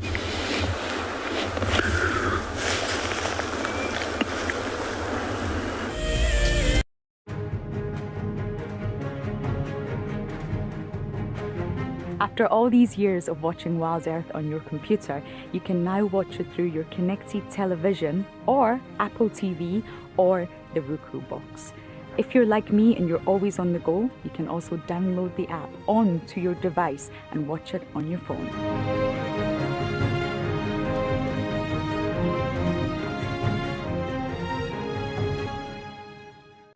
Do you dream of traveling to a far-flung wilderness location where life continues as normal? A place where you can escape to nature and breathe.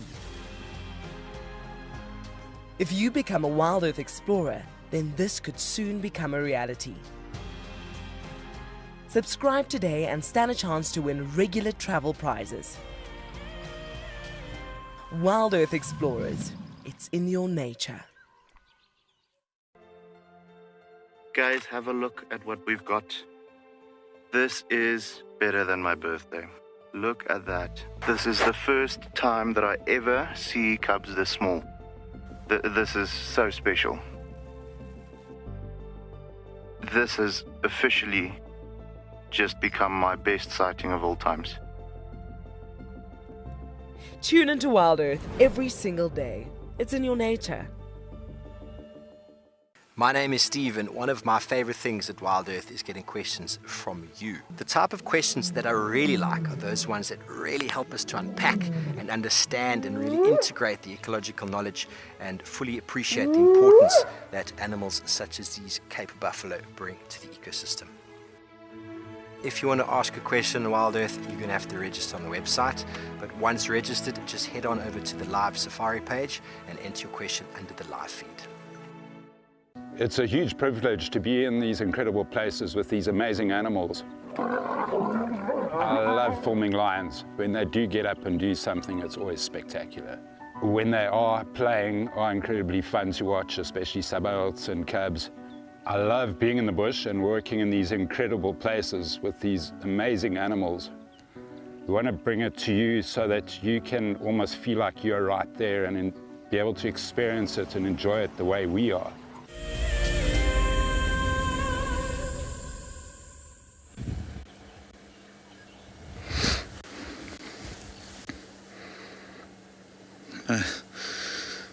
Interesting how it's eating grass, eh?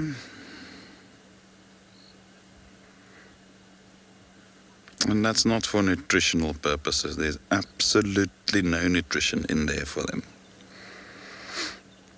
And the reason why that happens is it can aid digestion.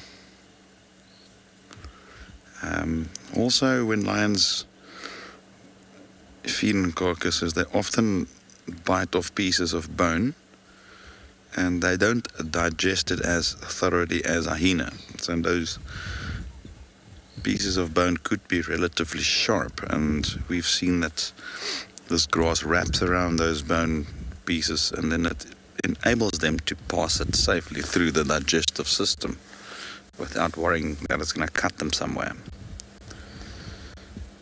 And then it also tends to aid digestion a bit.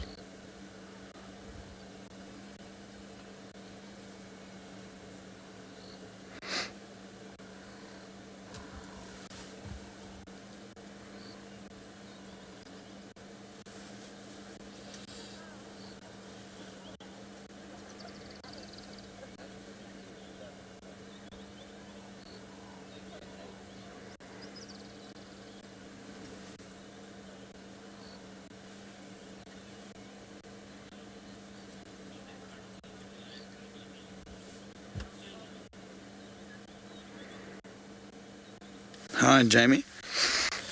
At the moment, not on Djuma, that we know of. I know the Umkumas does have cubs, but they are not close to us at the moment.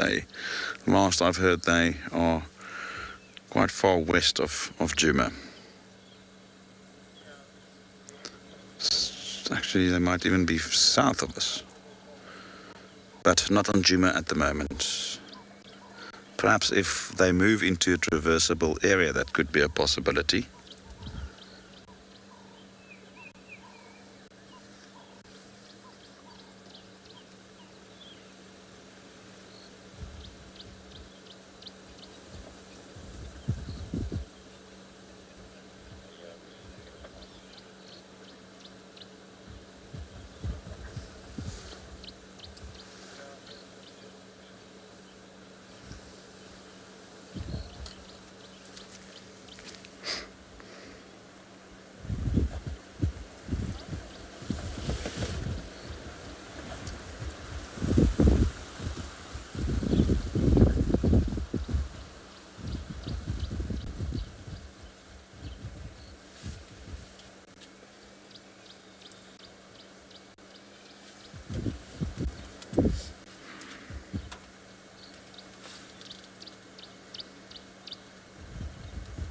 I think this is them for the day, in terms of finding their spot.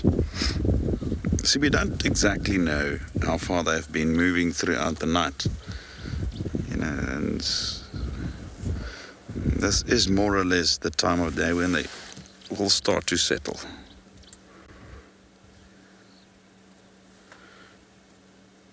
Unless there's an opportunity to perhaps hunt something. But there's nothing close by. Obviously the herd of buffalo, not exactly sure if they've been found yet or...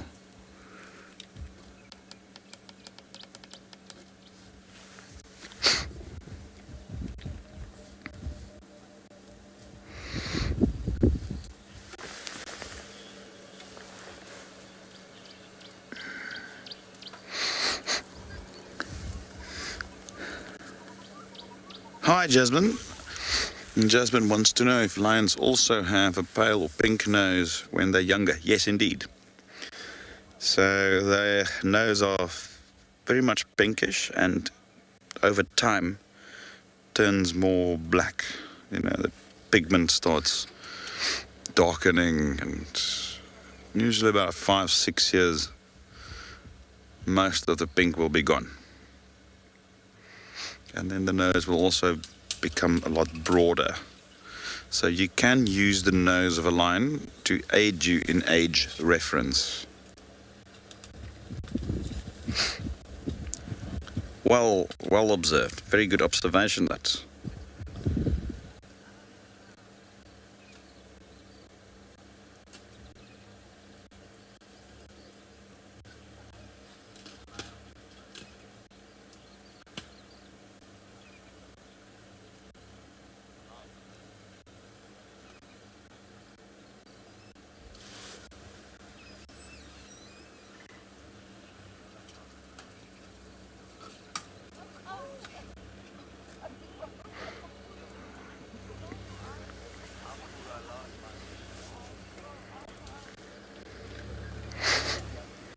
Hi, Benjamin.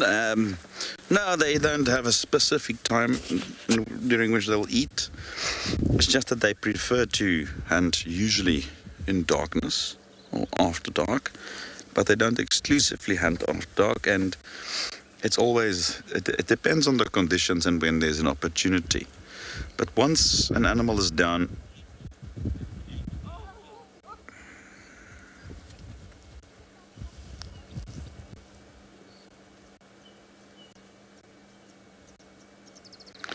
anyway, so yeah, anytime, really.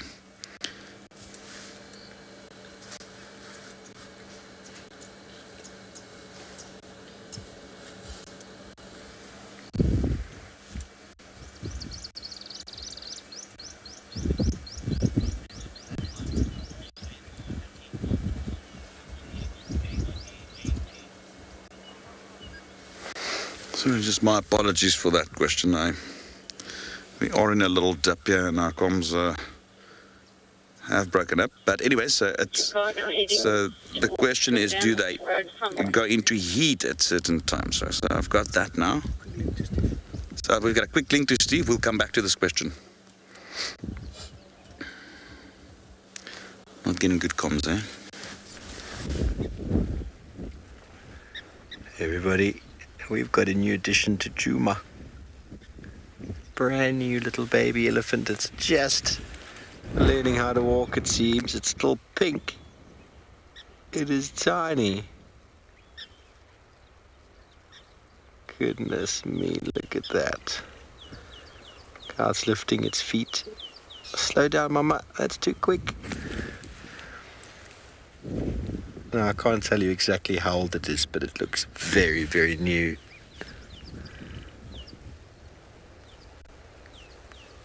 It's the time of year where elephants are dropping. It's a little bit early, coming now into the summer months. December, January, February, good time for female elephants to have their calves because the vegetation is springing back, giving them plenty of... her back legs are wet. Look how wet her back legs are there. Goodness me.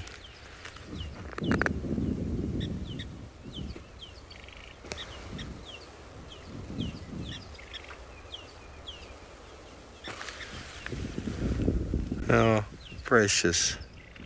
communicating. Where's the rest of her herd? Sometimes when elephants give birth, the whole group will hang around and spend time with them, but who knows what happened last night. Windy conditions. It was very disjointing last night.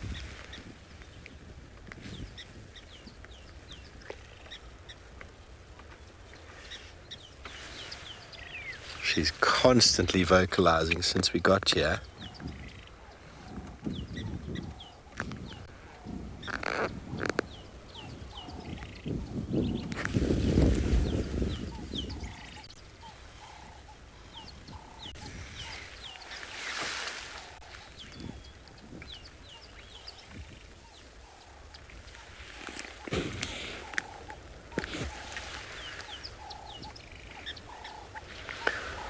James, it is very sweet, isn't it? Such a tiny little calf. And the mother seems quite relaxed. It'll be very interesting to see if they do find more elephants, what behavior will play out. We were going to come here to Treehouse Dam for a coffee. I think I might just push around the corner there. Go see if we can get another view. We're going to give them lots of space. Lots and lots of space.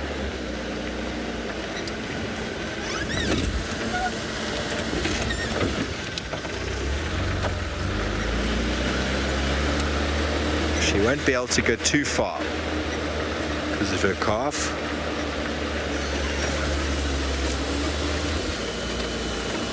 Coffee with elephants. Definitely one of my favorite things to do.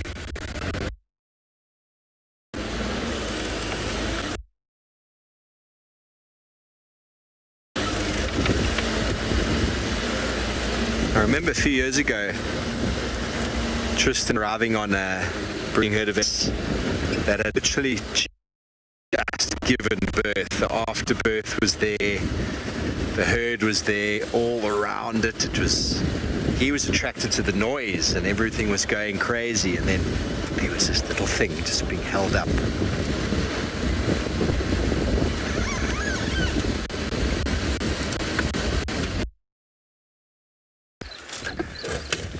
Mum was very relaxed, in fact. Still vocalizing. She's been vocalizing since we arrived. I initially thought maybe she wasn't happy. Come on, step out into the openness here. Let's see your little prize.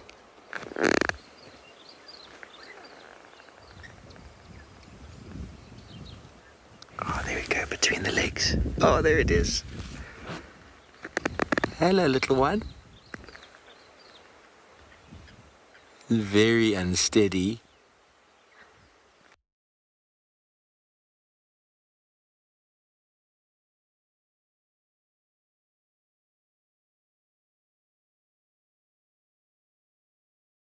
Being with the herd, especially for a youngster, but I'll tell you right now, any animal who tries to go near that calf is going to find itself at the wrong end of an elephant's wrath. To give them lots of space. Because her youngster is very vulnerable, an elephant's behavior can be quite different. It can be very defensive. And, you know, the Talamatis were here this morning. They were at this dam. Chris has tracked them just east from here. They're not far away, but she wouldn't allow them near that little baby.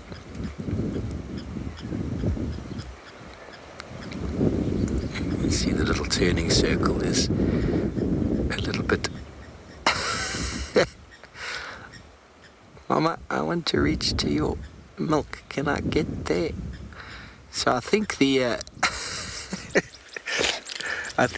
the calling she's doing is constantly reassuring the little one that everything's okay. But we're going to follow.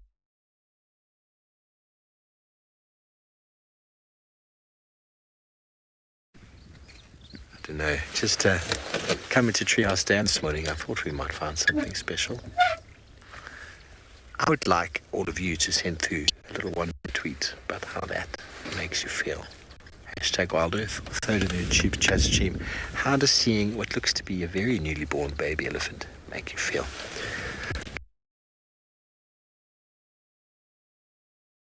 Okay, well, we're going to send you over to Chris.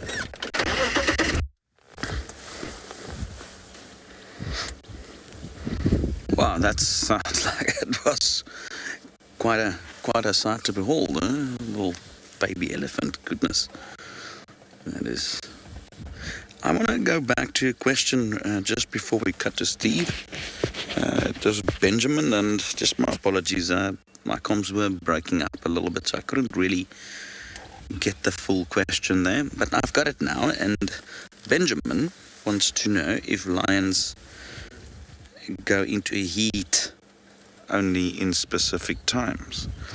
All right, Benjamin, lions don't have a specific frequency or season in which they go into heat. It works on a cycle, so it will be every 4 or 5 weeks that they'll go into heat, and they'll be in estrus for roughly about a week. And if they have not been fertilized, usually again after about 4 or 5 weeks. Obviously, if the female is pregnant, then obviously she would see the pregnancy through and not go into heat again. And once the cubs are only already weaned and already sort of almost reared, then only then will she go back into estrus again. So there's no fixed season or time frame as to exactly what time of year they will go into heat.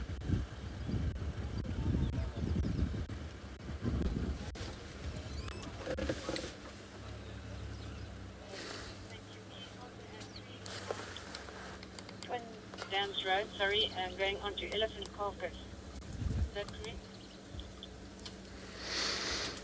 Oh, there's the expedition. They decided to come and join us in this sighting.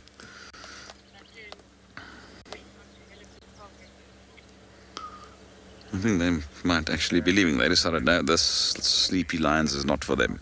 Yeah, just keep on driving straight south. And there's a road here.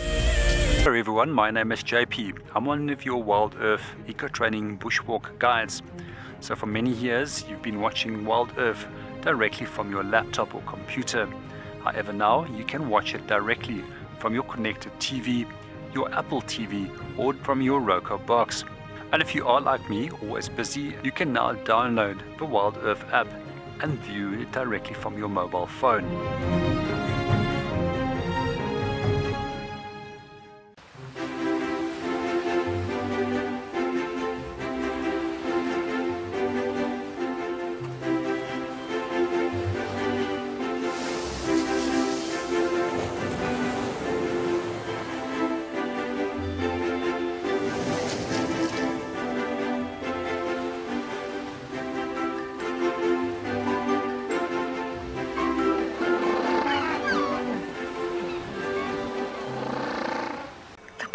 The little one is up and about. Certainly hasn't had enough milk at this age. No amount of milk is enough. Oh, Corky. Too sweet. Oh, look at this.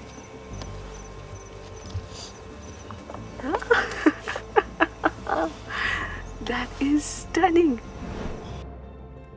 Tune into WildEarth every single day. It's in your nature. Hello everyone, my name is Trishala and I am a naturalist and safari guide here in Djuma Game Reserve in the Sabi Sands in South Africa. I think that the information that we provide, and most importantly the questions that you ask, give both you and I a really good idea of what's going on. My friend Fernando here, he's a flat-necked chameleon and I love them. They're just these gems that you manage to find in the bush. Catch up with the guides daily here on WildEarth. I got into wildlife filmmaking because of a passion for nature and a notion that I could make a difference. Helping others fall in love with nature brings meaning to what I do. It's also a lot of fun. A couple of times per week we receive some very heartfelt messages from viewers telling us about how WildEarth has made a difference in their life. Whether it's helped them through a difficult period, or simply help them to reconnect with nature. I think that's why we do what we do.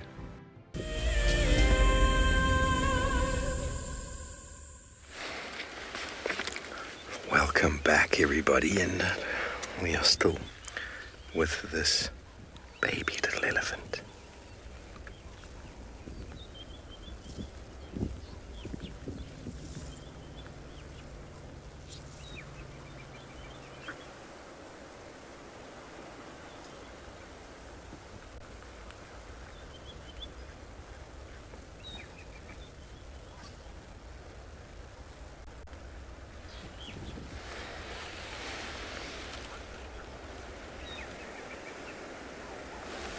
Mags is in awe.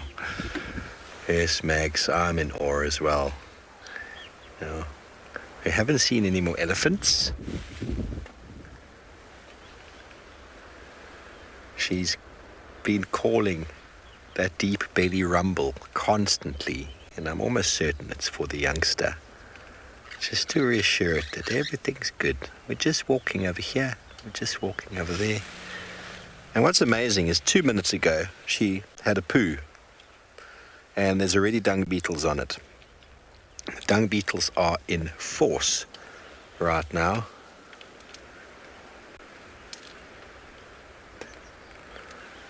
Granny Bumble, you say wonderful. Wonderful indeed. Well, I'm just going to see as she walks off over there if there's a track. Mama stood here. There's Mama's foot. Mama stepped. Baby is so small, it's not even leaving footprints. Little feet. Can't even see a footprint.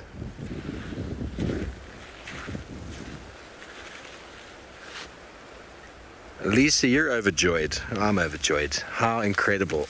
How incredible. I can't tell you how old that youngster is, but it's very young, and they're going into the thickets now. They might come around onto Taxon's Road, so we might go around that side.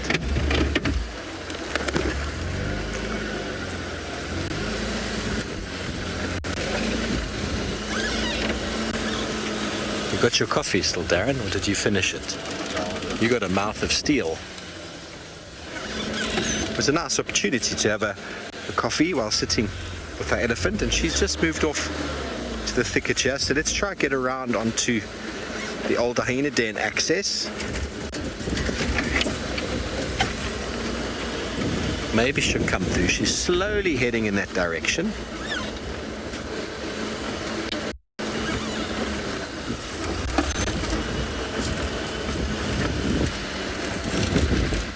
We'll go sit patiently there and wait for them to come. Very slow movements.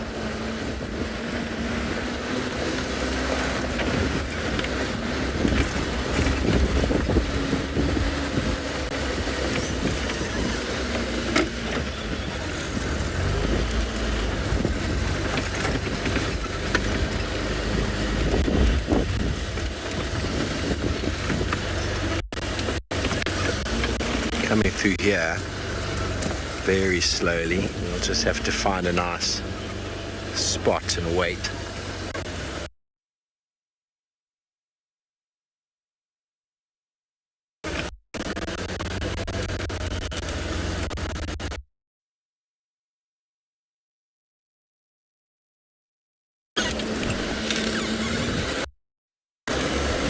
She's just under that big tree on the left there.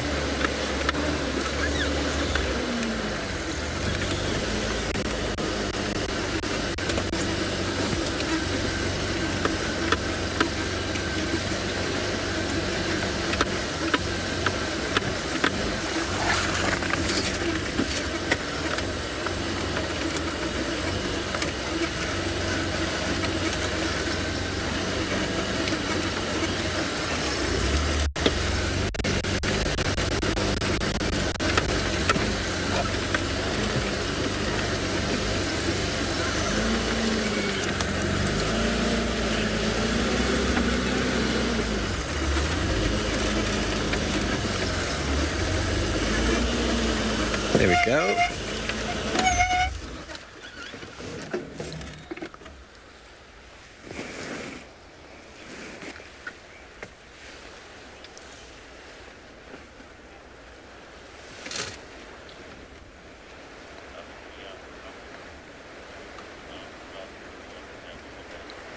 Cielo, yes, thank you for that. We all hope for a bright future for this young elephant. Elephants are doing very, very well in the Kruger. Very, very well. The population growth is increasing. There's lots of food and lots of water.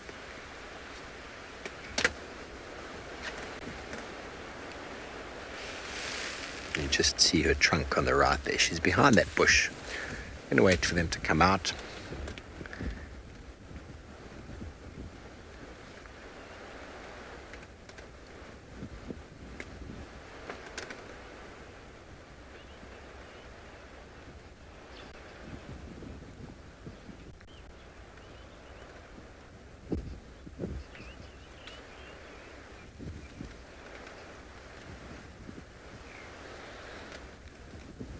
I can hear some more branches breaking, but a bit more north from where we are. Here we go. Here comes another elephant from the right. Let's see what happens when there's an interaction here. Looks like a young boy. There's Mama. Let's look at how Mama behaves now. She's going to react first.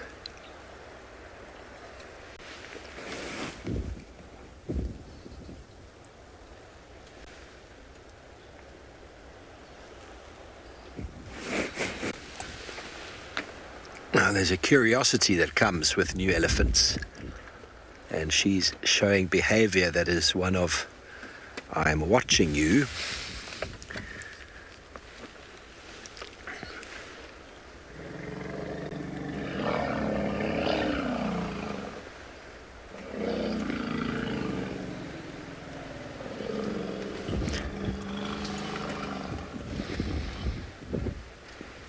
There's huge submissive behavior happening there. That female. I'm just going to move slightly here, Darren, so that we can get another view of this. This whole herd is probably going to emerge now, and we're going to see what I've been hoping to see.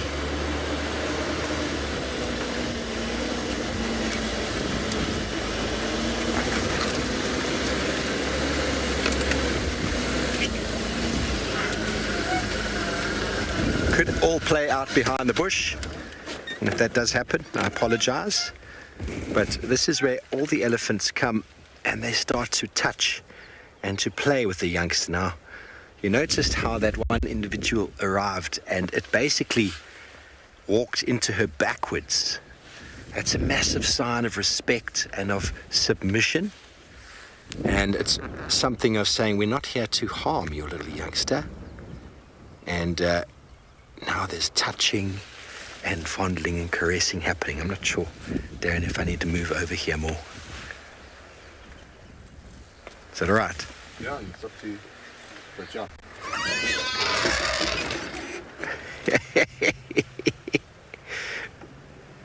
More elephants are coming.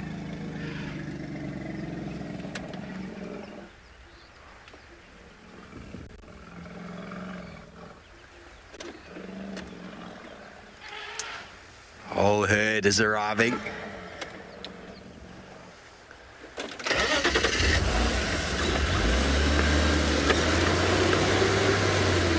Whole herd has been summoned.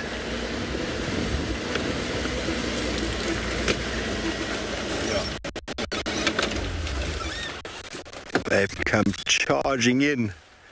They're all coming now. There's another 15 or so coming through the thickets. And this is when the little youngster feels very shy. You might have heard him make a noise just now, that high trumpet, because all the attention now on him. Here they come. There's the mama, the youngster's right underneath her feet, and the whole herd.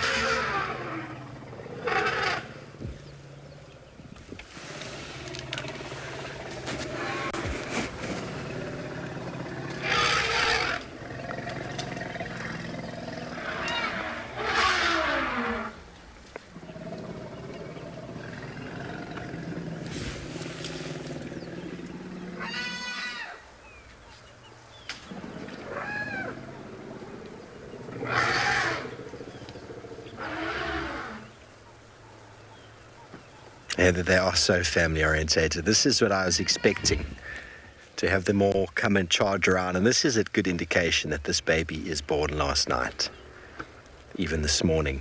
Very new. Whole herd coming to do this, surrounding, caressing. It's a little overwhelming for the youngster. All it's seen is her mom's 4 pillars, and now suddenly there's tons more elephant surrounding it, offering safety and support, and all of them touching and smelling and feeding, caressing. Even the little youngsters have come in. They've been through the process before, meeting their cousins, nephews.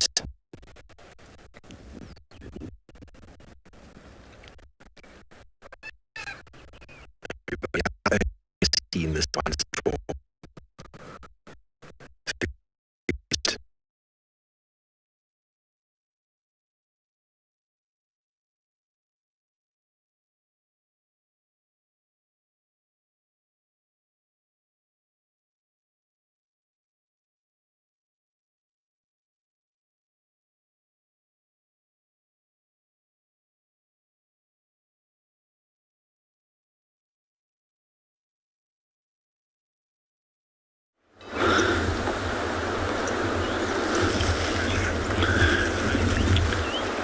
Welcome back to Bushwalk. We're still at the dam this morning where we are being anchored for the last hour as we're having incredibly strong winds, which makes it quite tricky for walking. We were hoping that there was going to be a few animals coming in for a drink. Now, it ever seems that with last night's rain, there's a sufficient amount of puddles that has formed, and they've most likely been drinking at these. Normal conditions, when we have incredibly hot days, they tend to actually focus on the larger dam itself. At the moment, there's not much going on, with the exception of one Egyptian geese that's busy floating around on the one side of a dam. It's very likely the male. Let me just have a look. And yes, yeah, it's the male.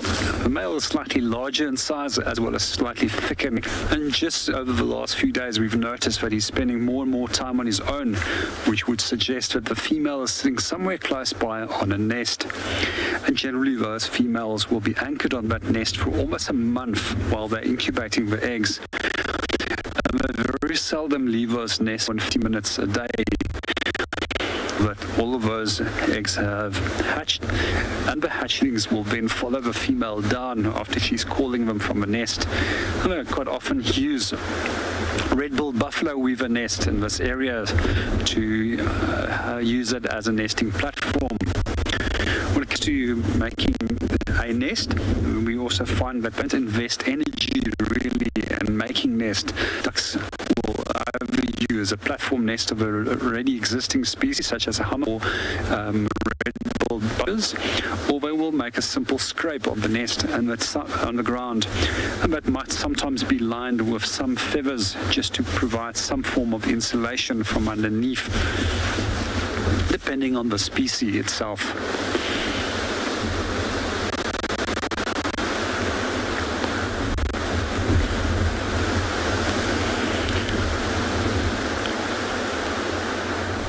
We're just going to pan the camera around a little bit and just share some of the images of the surrounding landscape. It's a little bit difficult to share any of the bird calls with you, as that these are being blown away by the wind.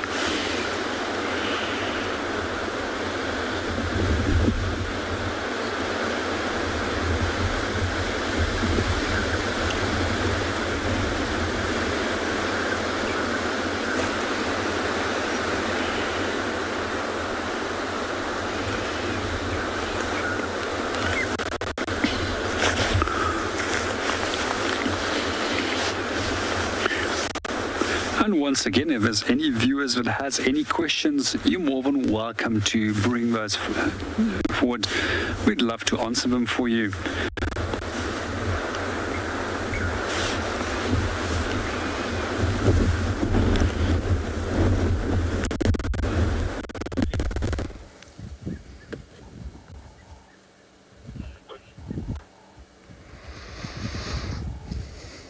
And it seems like they have settled for the morning.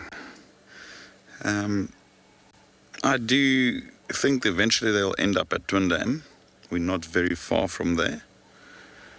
and probably going to stay here for quite some time. And I have managed to get you an update on Darkmane. He was last seen moving into the Manyaleti.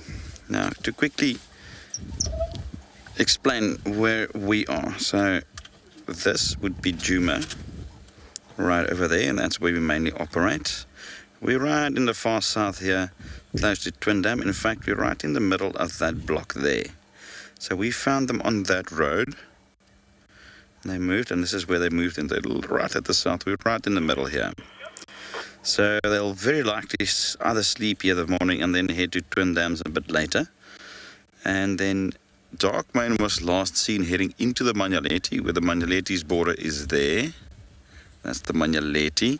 And then here you'll have the Kruger National Park boundary. Now there's no physical boundary, it's a mere road. So animals can move freely between the Sabi Sand, Manyaleti and Kruger. Anyway, Darkmane was last seen heading into the Manyaleti somewhere around here, northwards. Actually here. Somewhere here, in fact, certainly there. There we go, yeah. So they were seen here and then he moved into the Manyaleti. He's somewhere around there. We don't know. It's not been seen on Buffelshoek since, which is this area up here. So the tracks of this particular private Telematis came in from there, and they went all the way on Vuyatela access, all the way down. We found the tracks right there. They crossed quarantine onto Filemon's Dip, went south, south, south, south, south. They went through this block, came out at Treehouse Dam, and then they walked on this road, and we found them on that road there. Followed them, followed them, followed them, and this is where they headed into this block here. And you can see that blue, which is the drainage line right up ahead. We're roughly about here, I would say. Roughly. So, Twin Dam could be a good plan for this afternoon for whoever potentially wants to find them. And if they're not there, they can just follow the tracks back. Once we leave the sighting a little later, we'll probably try and go out towards Twin Dam. Just a little update as to exactly where we are.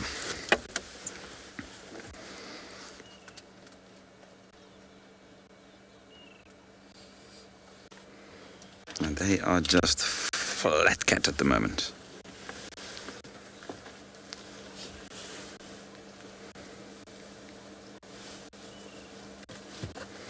I'm rather jealous with Steve's elephant calf. I've not seen such a small calf in a very long time.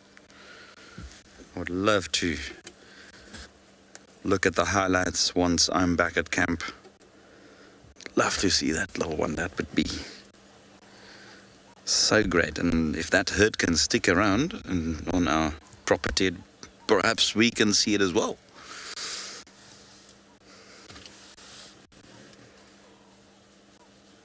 Very few things as cute as a newborn elephant calf.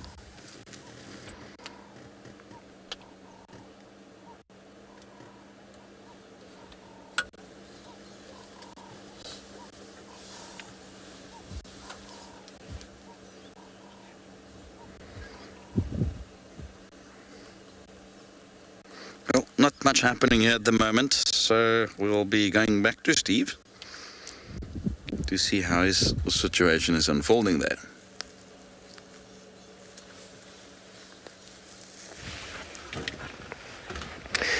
Welcome back, everyone. I'm sorry that we lost you before. Not sure exactly at what point or what stage in the noise of the elephant herd we lost you, but the herd of a good 15 to 20 elephants have joined this female with her very little calf, and they're standing off on the side there, one adult female with two. I can't tell what sex they are, but very close to her. They're basically touching bodies. The calf is in amongst them, very safe. They were surrounded by the rest of the herd. They'd made a lot of noise, trumpeting and touching and blowing air into each other's mouths. And she's been, or he, it is a young boy, has been welcomed into the herd. And now the herd is all sort of slowly moving towards us as they feed. And just in time, James and the WildEarth expedition crew arrived on the scene, so they're getting what's going on as well. I think they were stopped for a coffee at Treehouse Dam, and they heard the noise. They came to investigate.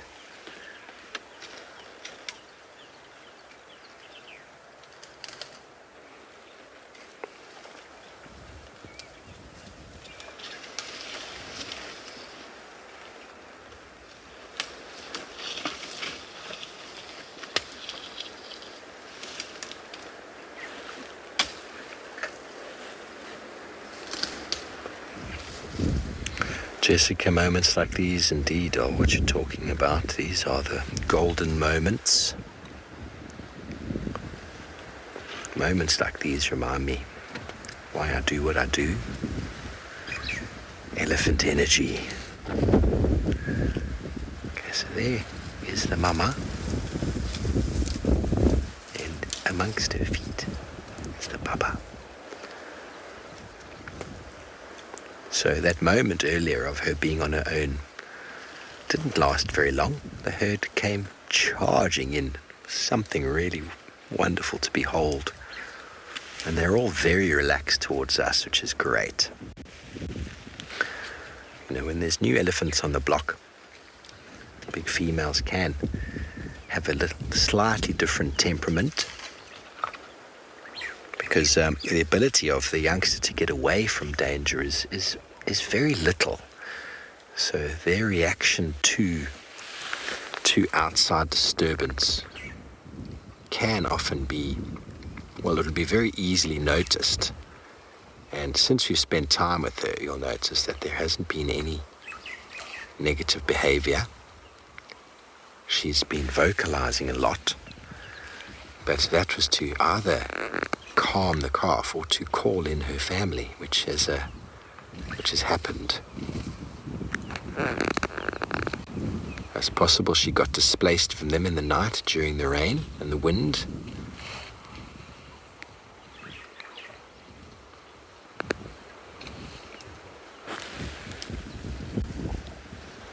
And there is a young calf right there.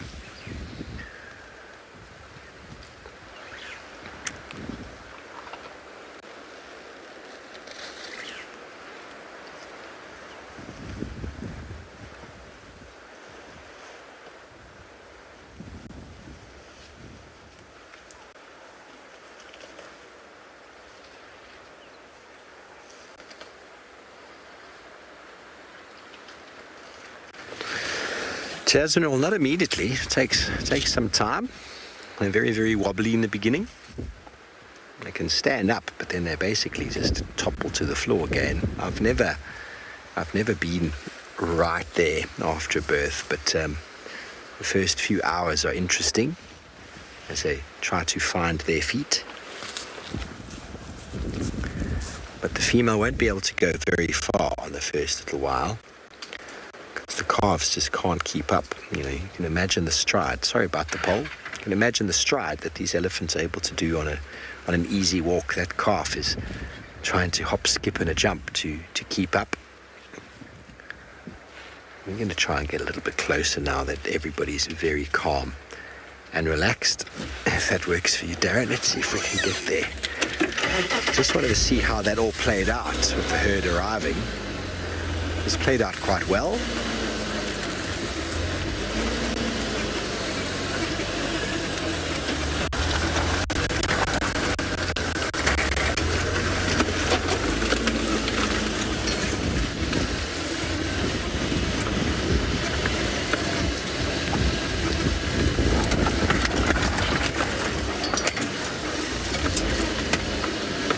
Little phalanx of protection over here.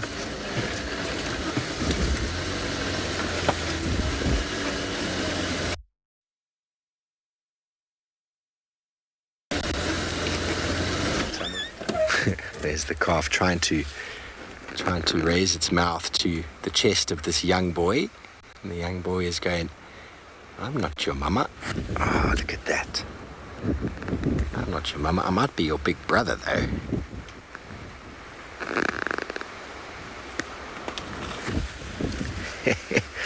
Yes, come and say hello to us. They've been through this process before. It's very likely that these two young boys are hers. And it's another boy. It's another boy to the family. And it's just behind a bush. Sorry, let me move. There he is. Hello, you little cutie.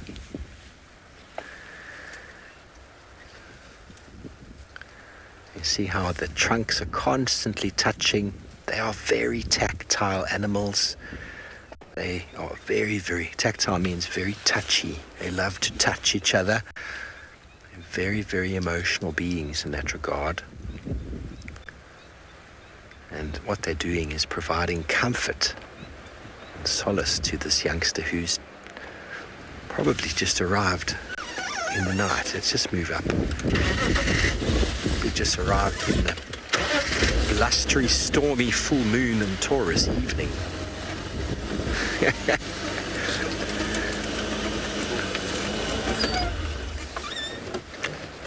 Happy birthday.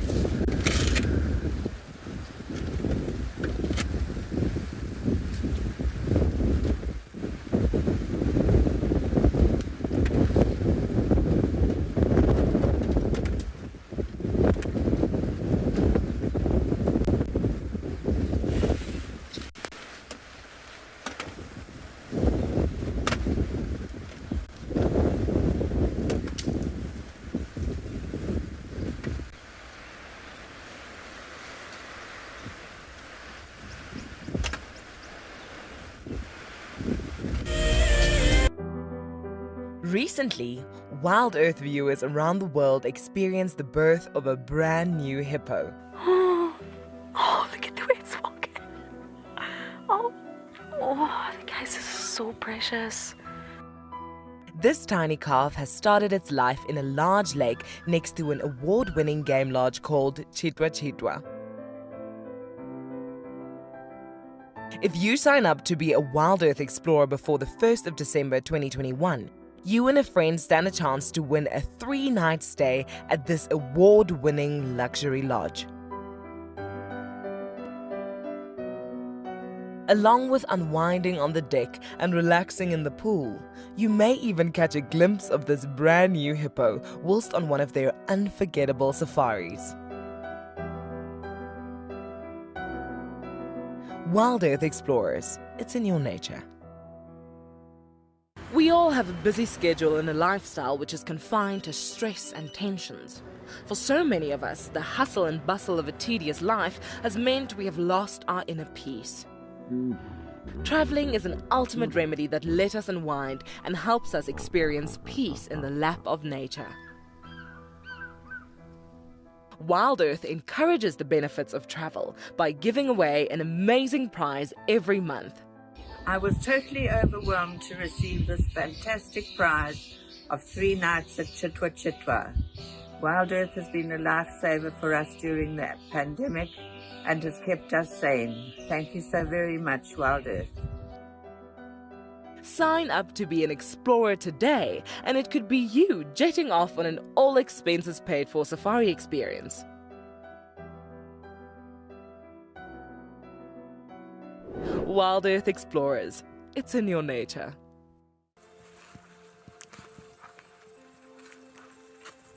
Hello, Mama. Just checking us out, everybody. There's no aggression here. Very relaxed. A herd of elephants moving around your car like that is truly, truly magical. Tune into WildEarth every single day. It's in your nature.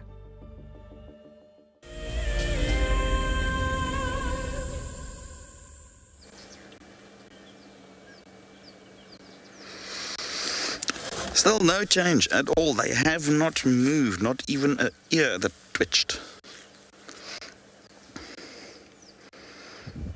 I was just telling BK that this is the type of weather where you just want to climb in bed, big mug of hot chocolate or something like that, and just watch a movie.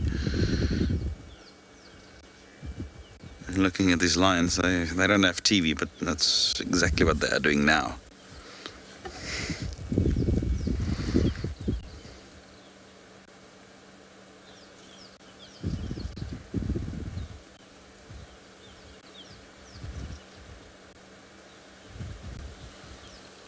Oh, it's alive.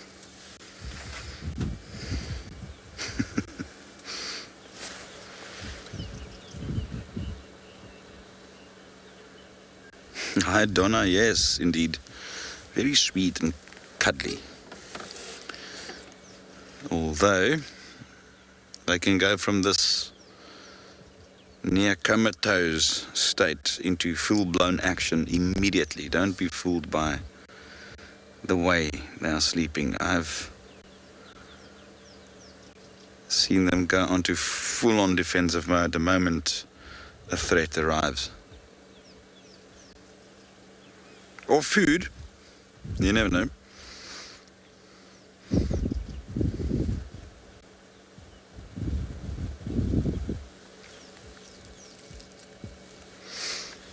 I'm just glad they've entered Djuma, and hopefully they'll stay around for a couple of days. And last week was rather tricky with finding lions. You know, we had to travel far, and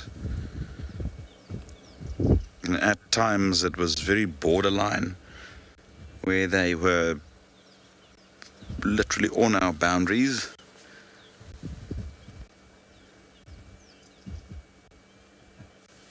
And I'm delighted that they've just chosen to come back to Djuma, and hopefully this will not be an isolated event. I'm going to go to Steve to have some more elephant family time.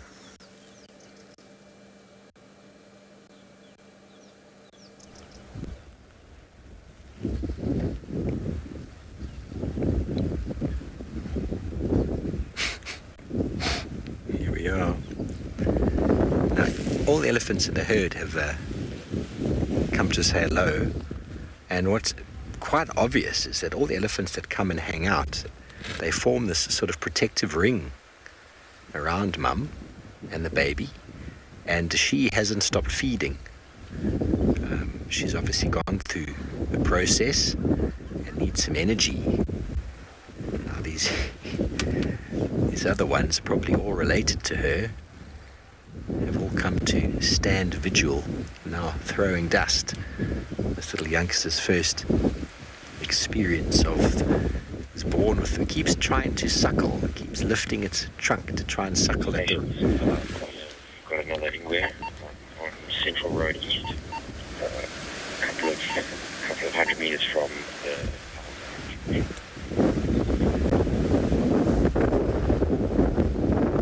So being born into a very windy night, this baby elephant must think that that is what life is all about. When it calms down, it's going to realize that, ooh, it's a very windy night of my birth.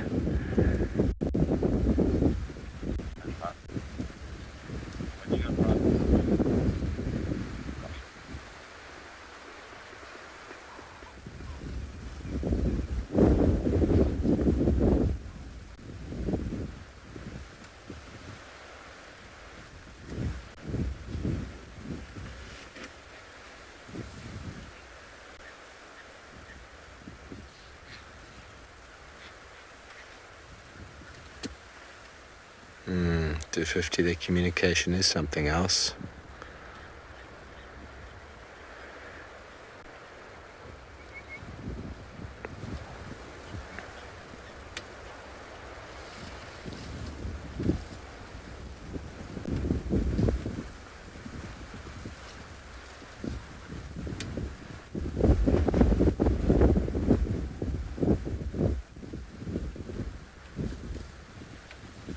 found it incredible how when the first 2 elephants came to join her, she showed a bit of aggression.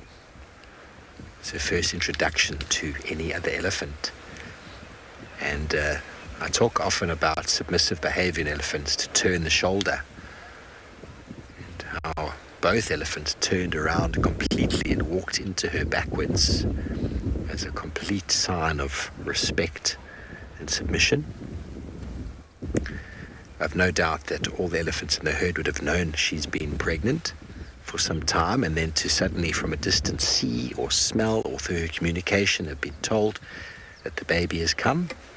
Big excitement. So Mum, being quite protective, would have been like, calm down, children. Don't come into the scene too quickly. My baby is still very young. And so that submissive behavior of, oh, we're coming in gently, coming in slowly, we're coming in backwards. What a treat. What a treat to witness. Oh, here we go. Down, down, down. There it is. Hello. What's going on? I'm just going to hang out in front here and see what these fellows are doing.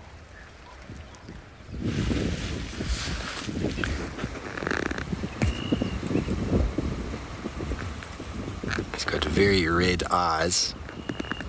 Needs some eye drops. Eyes are bloodshot.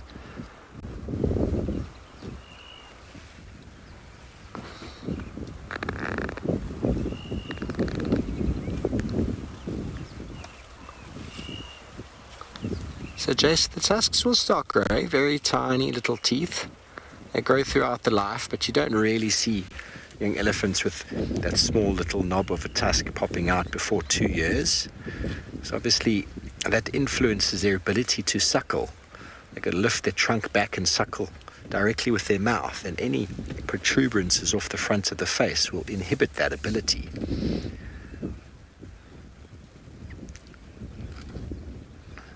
So I'm not sure if they have already started in the head, but they will grow progressively through the life of the animal.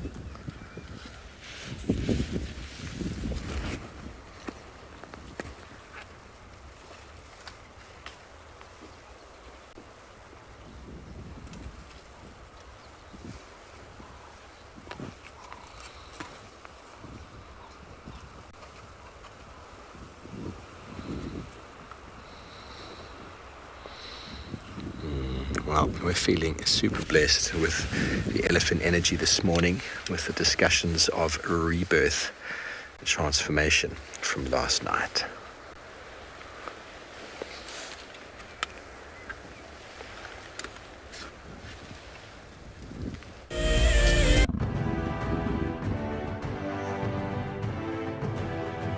The WildEarth Channel now runs for 24 hours a day and is filled with exciting wildlife experiences for the whole family. In addition to our twice-daily live safaris from Africa, our Escape to Nature series features exceptional wildlife footage throughout the day, and here you can immerse yourself in the sights and sounds of nature. And finally, a brand new penguin experience where you can follow the lives of a group of African penguins daily and in real time. If you want to join in on these experiences, then head over to wildearth.tv/channel to see where you can watch. Escape to nature with WildEarth. If you love to watch WildEarth, then we are inviting you to join our Explorers program. For a monthly subscription, you will have the opportunity to win fantastic WildEarth expeditions, join our guides for a chat around the fire, receive weekly highlights from our shows, and much more. All the money will go to keeping these live safaris on air, which in turn allows us to escape into nature every single day. Something very, very interesting. I didn't plan this, but this is a scene rarely seen. This is what we call a journey of giraffe. So beautiful.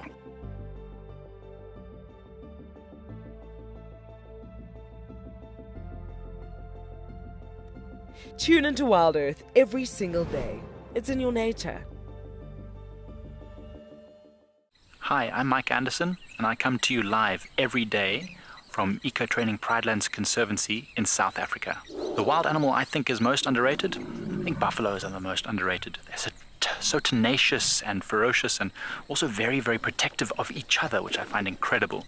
You know, sometimes people think of the big five, they just think of lions and leopards and other big animals, but I think buffaloes are pretty underrated. Catch up with the guides daily here on Wild Earth.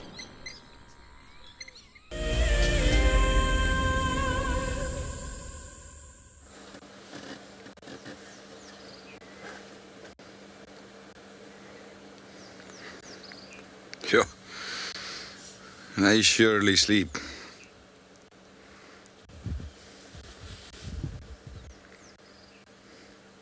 There is just nothing happening at the moment. I think that's about the only activity here is that one who lifted its paw onto a tree there.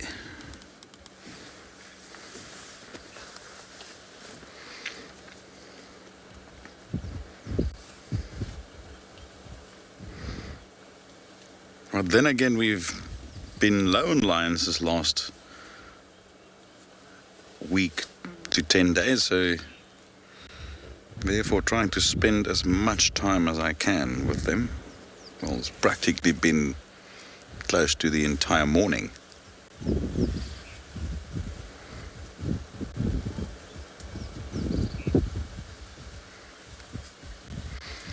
And the nice thing is this could potentially set up a sighting for this afternoon going into the evening. Might very well be an attempt to look for food.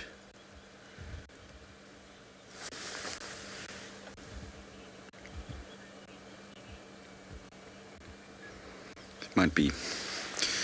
Hopefully we can witness a hunt. Hi, Lucy. Lucy says that one is dreaming of climbing a tree there. Yeah, that could very well be the case. They do dream, you know. Don't know if you've seen your dog at home and they start, you know, sort of running motion while they're sleeping. I've seen lions do similar actions. And assuming that that is dreaming.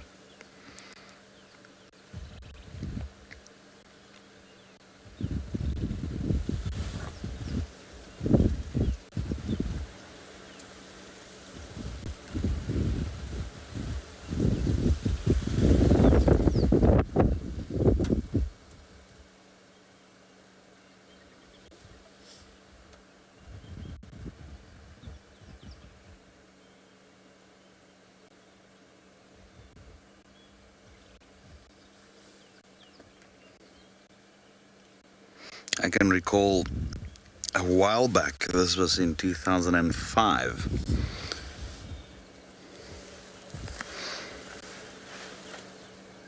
I walked into a pride of lions like this together with one of the trackers, and they were also in deep sleep like this, and we were tracking them in a very open area, and as we came around the corner we were literally 4 meters from the closest lion, and they were so asleep, so deep into this deep sleep that they didn't even realize we were there. We quickly retreated without alerting any of the lions, and that enabled us to come in with the vehicle later on. Just show you when they sleep, they can go into a very, very deep sleep. Well, let's head back to Steve, see what he's up to.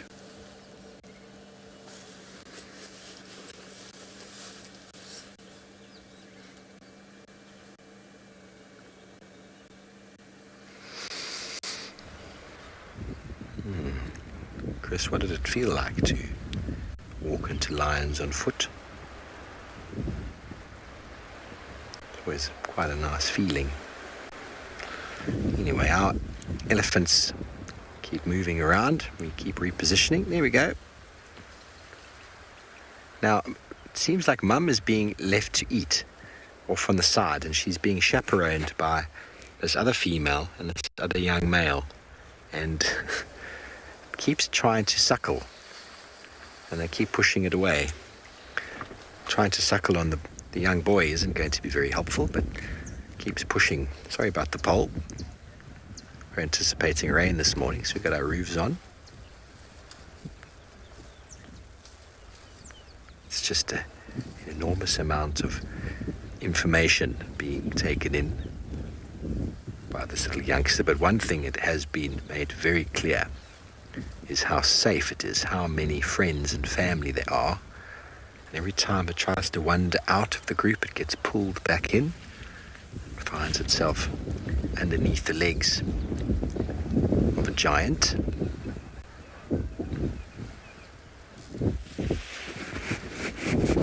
No doubt there's lots of very low frequency communication happening all the time here. Since the herds arrived, there hasn't been much more of that rumbling that we heard her using, so it makes me feel like she was doing that to get the herd here. Please come help me. I am hungry and I need someone to just look after the baby for 5 minutes while I eat. Let me just move a touch forward.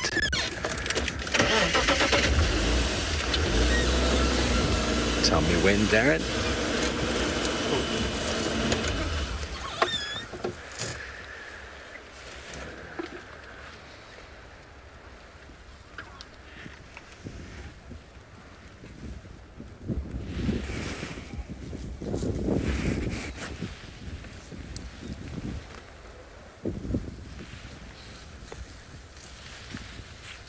Hanging out with Auntie. Hello, Auntie. Oh, I just stepped on my own feet.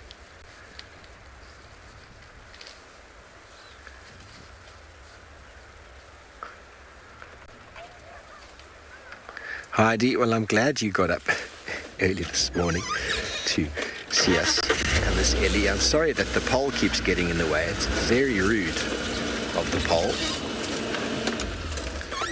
Well, I'm super glad I got up early this morning as well, and we had this feeling of going to Treehouse Dam for a coffee, and what a sight we were blessed with.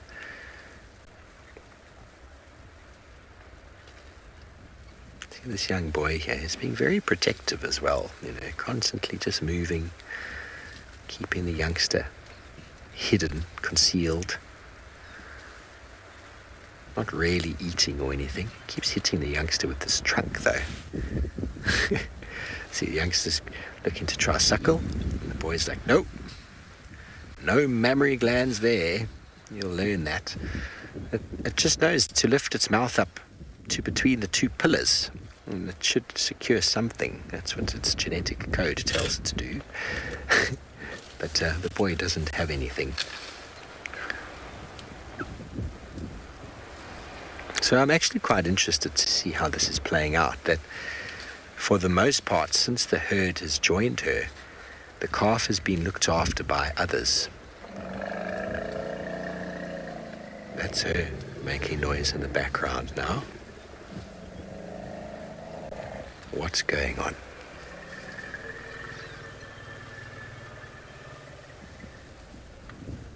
Something causing her to drop her breakfast.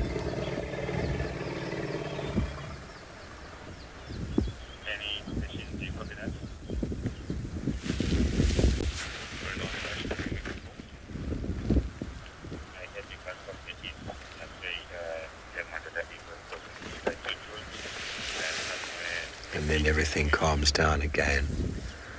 This is Auntie. She's just looking after the youngster while Mum is over there, and so she's now trying to figure out, are we a problem? Her eyes are very soft. She's feeding. All good. To be this close to them with a really young baby. You know, this is the stage when elephants are at their most sensitive, when there's brand new youngsters around. Because look at that. That thing is very vulnerable, but she's aware of every single position it's in. She'll never stand on it, she'll never kick it. Maybe a little bit of a kick if it gets into the wrong place. I'm trying to figure out if this is the same female now, because this one actually has got that. This might be Mum now. You see the back legs are stained with what could be afterbirth. There's some bloody sort of debris on the back of the legs there, a little glistening and shining. But for the most part, in amongst the group, she was with the female. So interesting to see. This is Mum.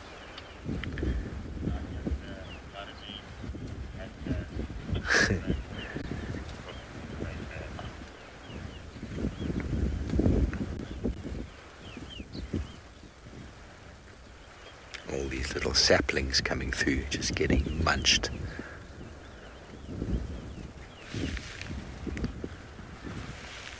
Okay, we'll watch closely because she's actually got quite a nice characteristic kink in her tail. But having looked closely again now, those back legs do indeed look like the female we first found the calf with. And this young boy is a big brother. He's going, hey, watch out there, guys. It's my younger brother there that you're trying to film. And I'll get in the way of anything you try to do to him because he's my little butt.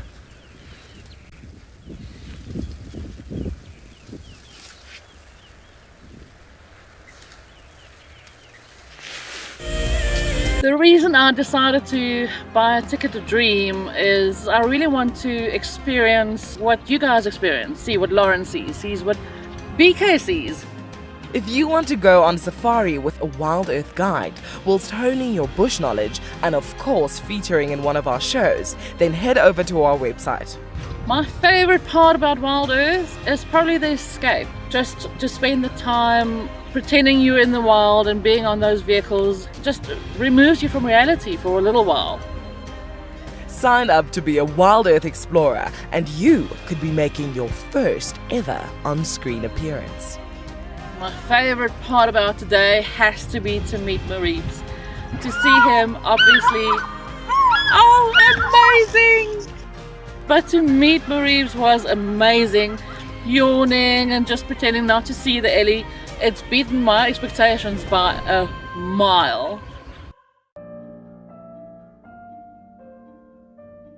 With a slew of potential dangers lurking, it's essential to be aware of your surroundings whilst walking in the wilderness. 20 yards away from one of the most endangered species. This is a big bull. What a moment, what a close encounter with an Ellie bull.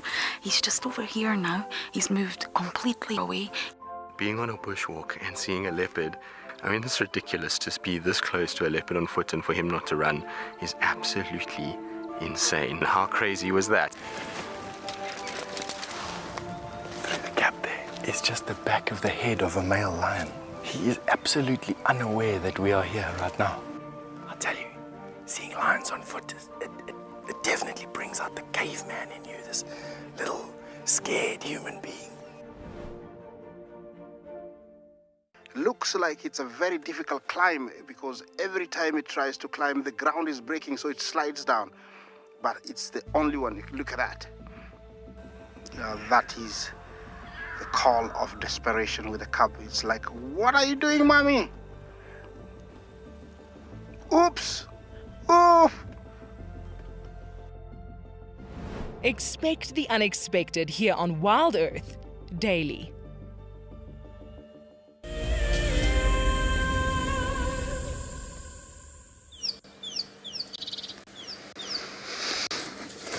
We've had a little rattling testicular join us here somewhere close by, and I'm just trying to find it. You can hear it there. I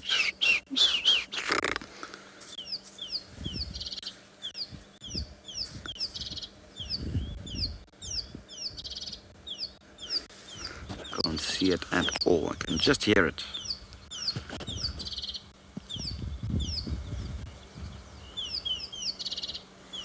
Such a distinct call, that.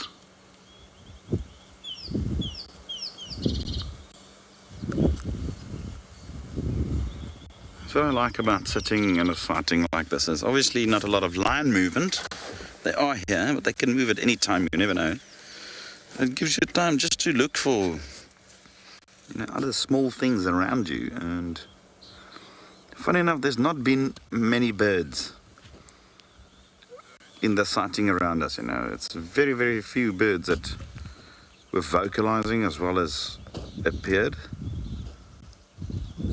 And remember, I mentioned I'm on a bit of a mission to try and photograph all the birds on my birding list, and I think that's going to take me a lifetime to do that. But I'm going to try.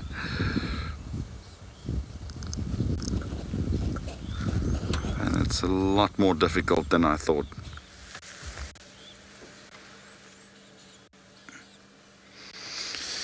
Well, we are going to try and get out of this block. We've got a very long way to exit this block, so hopefully this afternoon we can revisit the lions. But in the meantime, let's head over to Steve.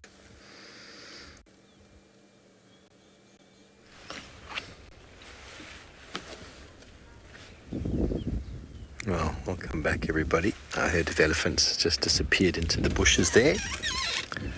It has been an emotional morning. It has been an incredible morning. We're not going to follow them into the thicket there. We're going to just pop out here. Say goodbye to Mama and her little one. They're slowly feeding back the direction we originally had them. We're still here by Treehouse Dam. It's just here. They haven't gone far at all. They're just doing this little up and down zigzaggy motion. What a treat. What a treat. Feeling quite overwhelmed with the beauty of that experience. Having come across the female just here with her calf at the dam. Thinking to myself, that looks brand new. But not really knowing.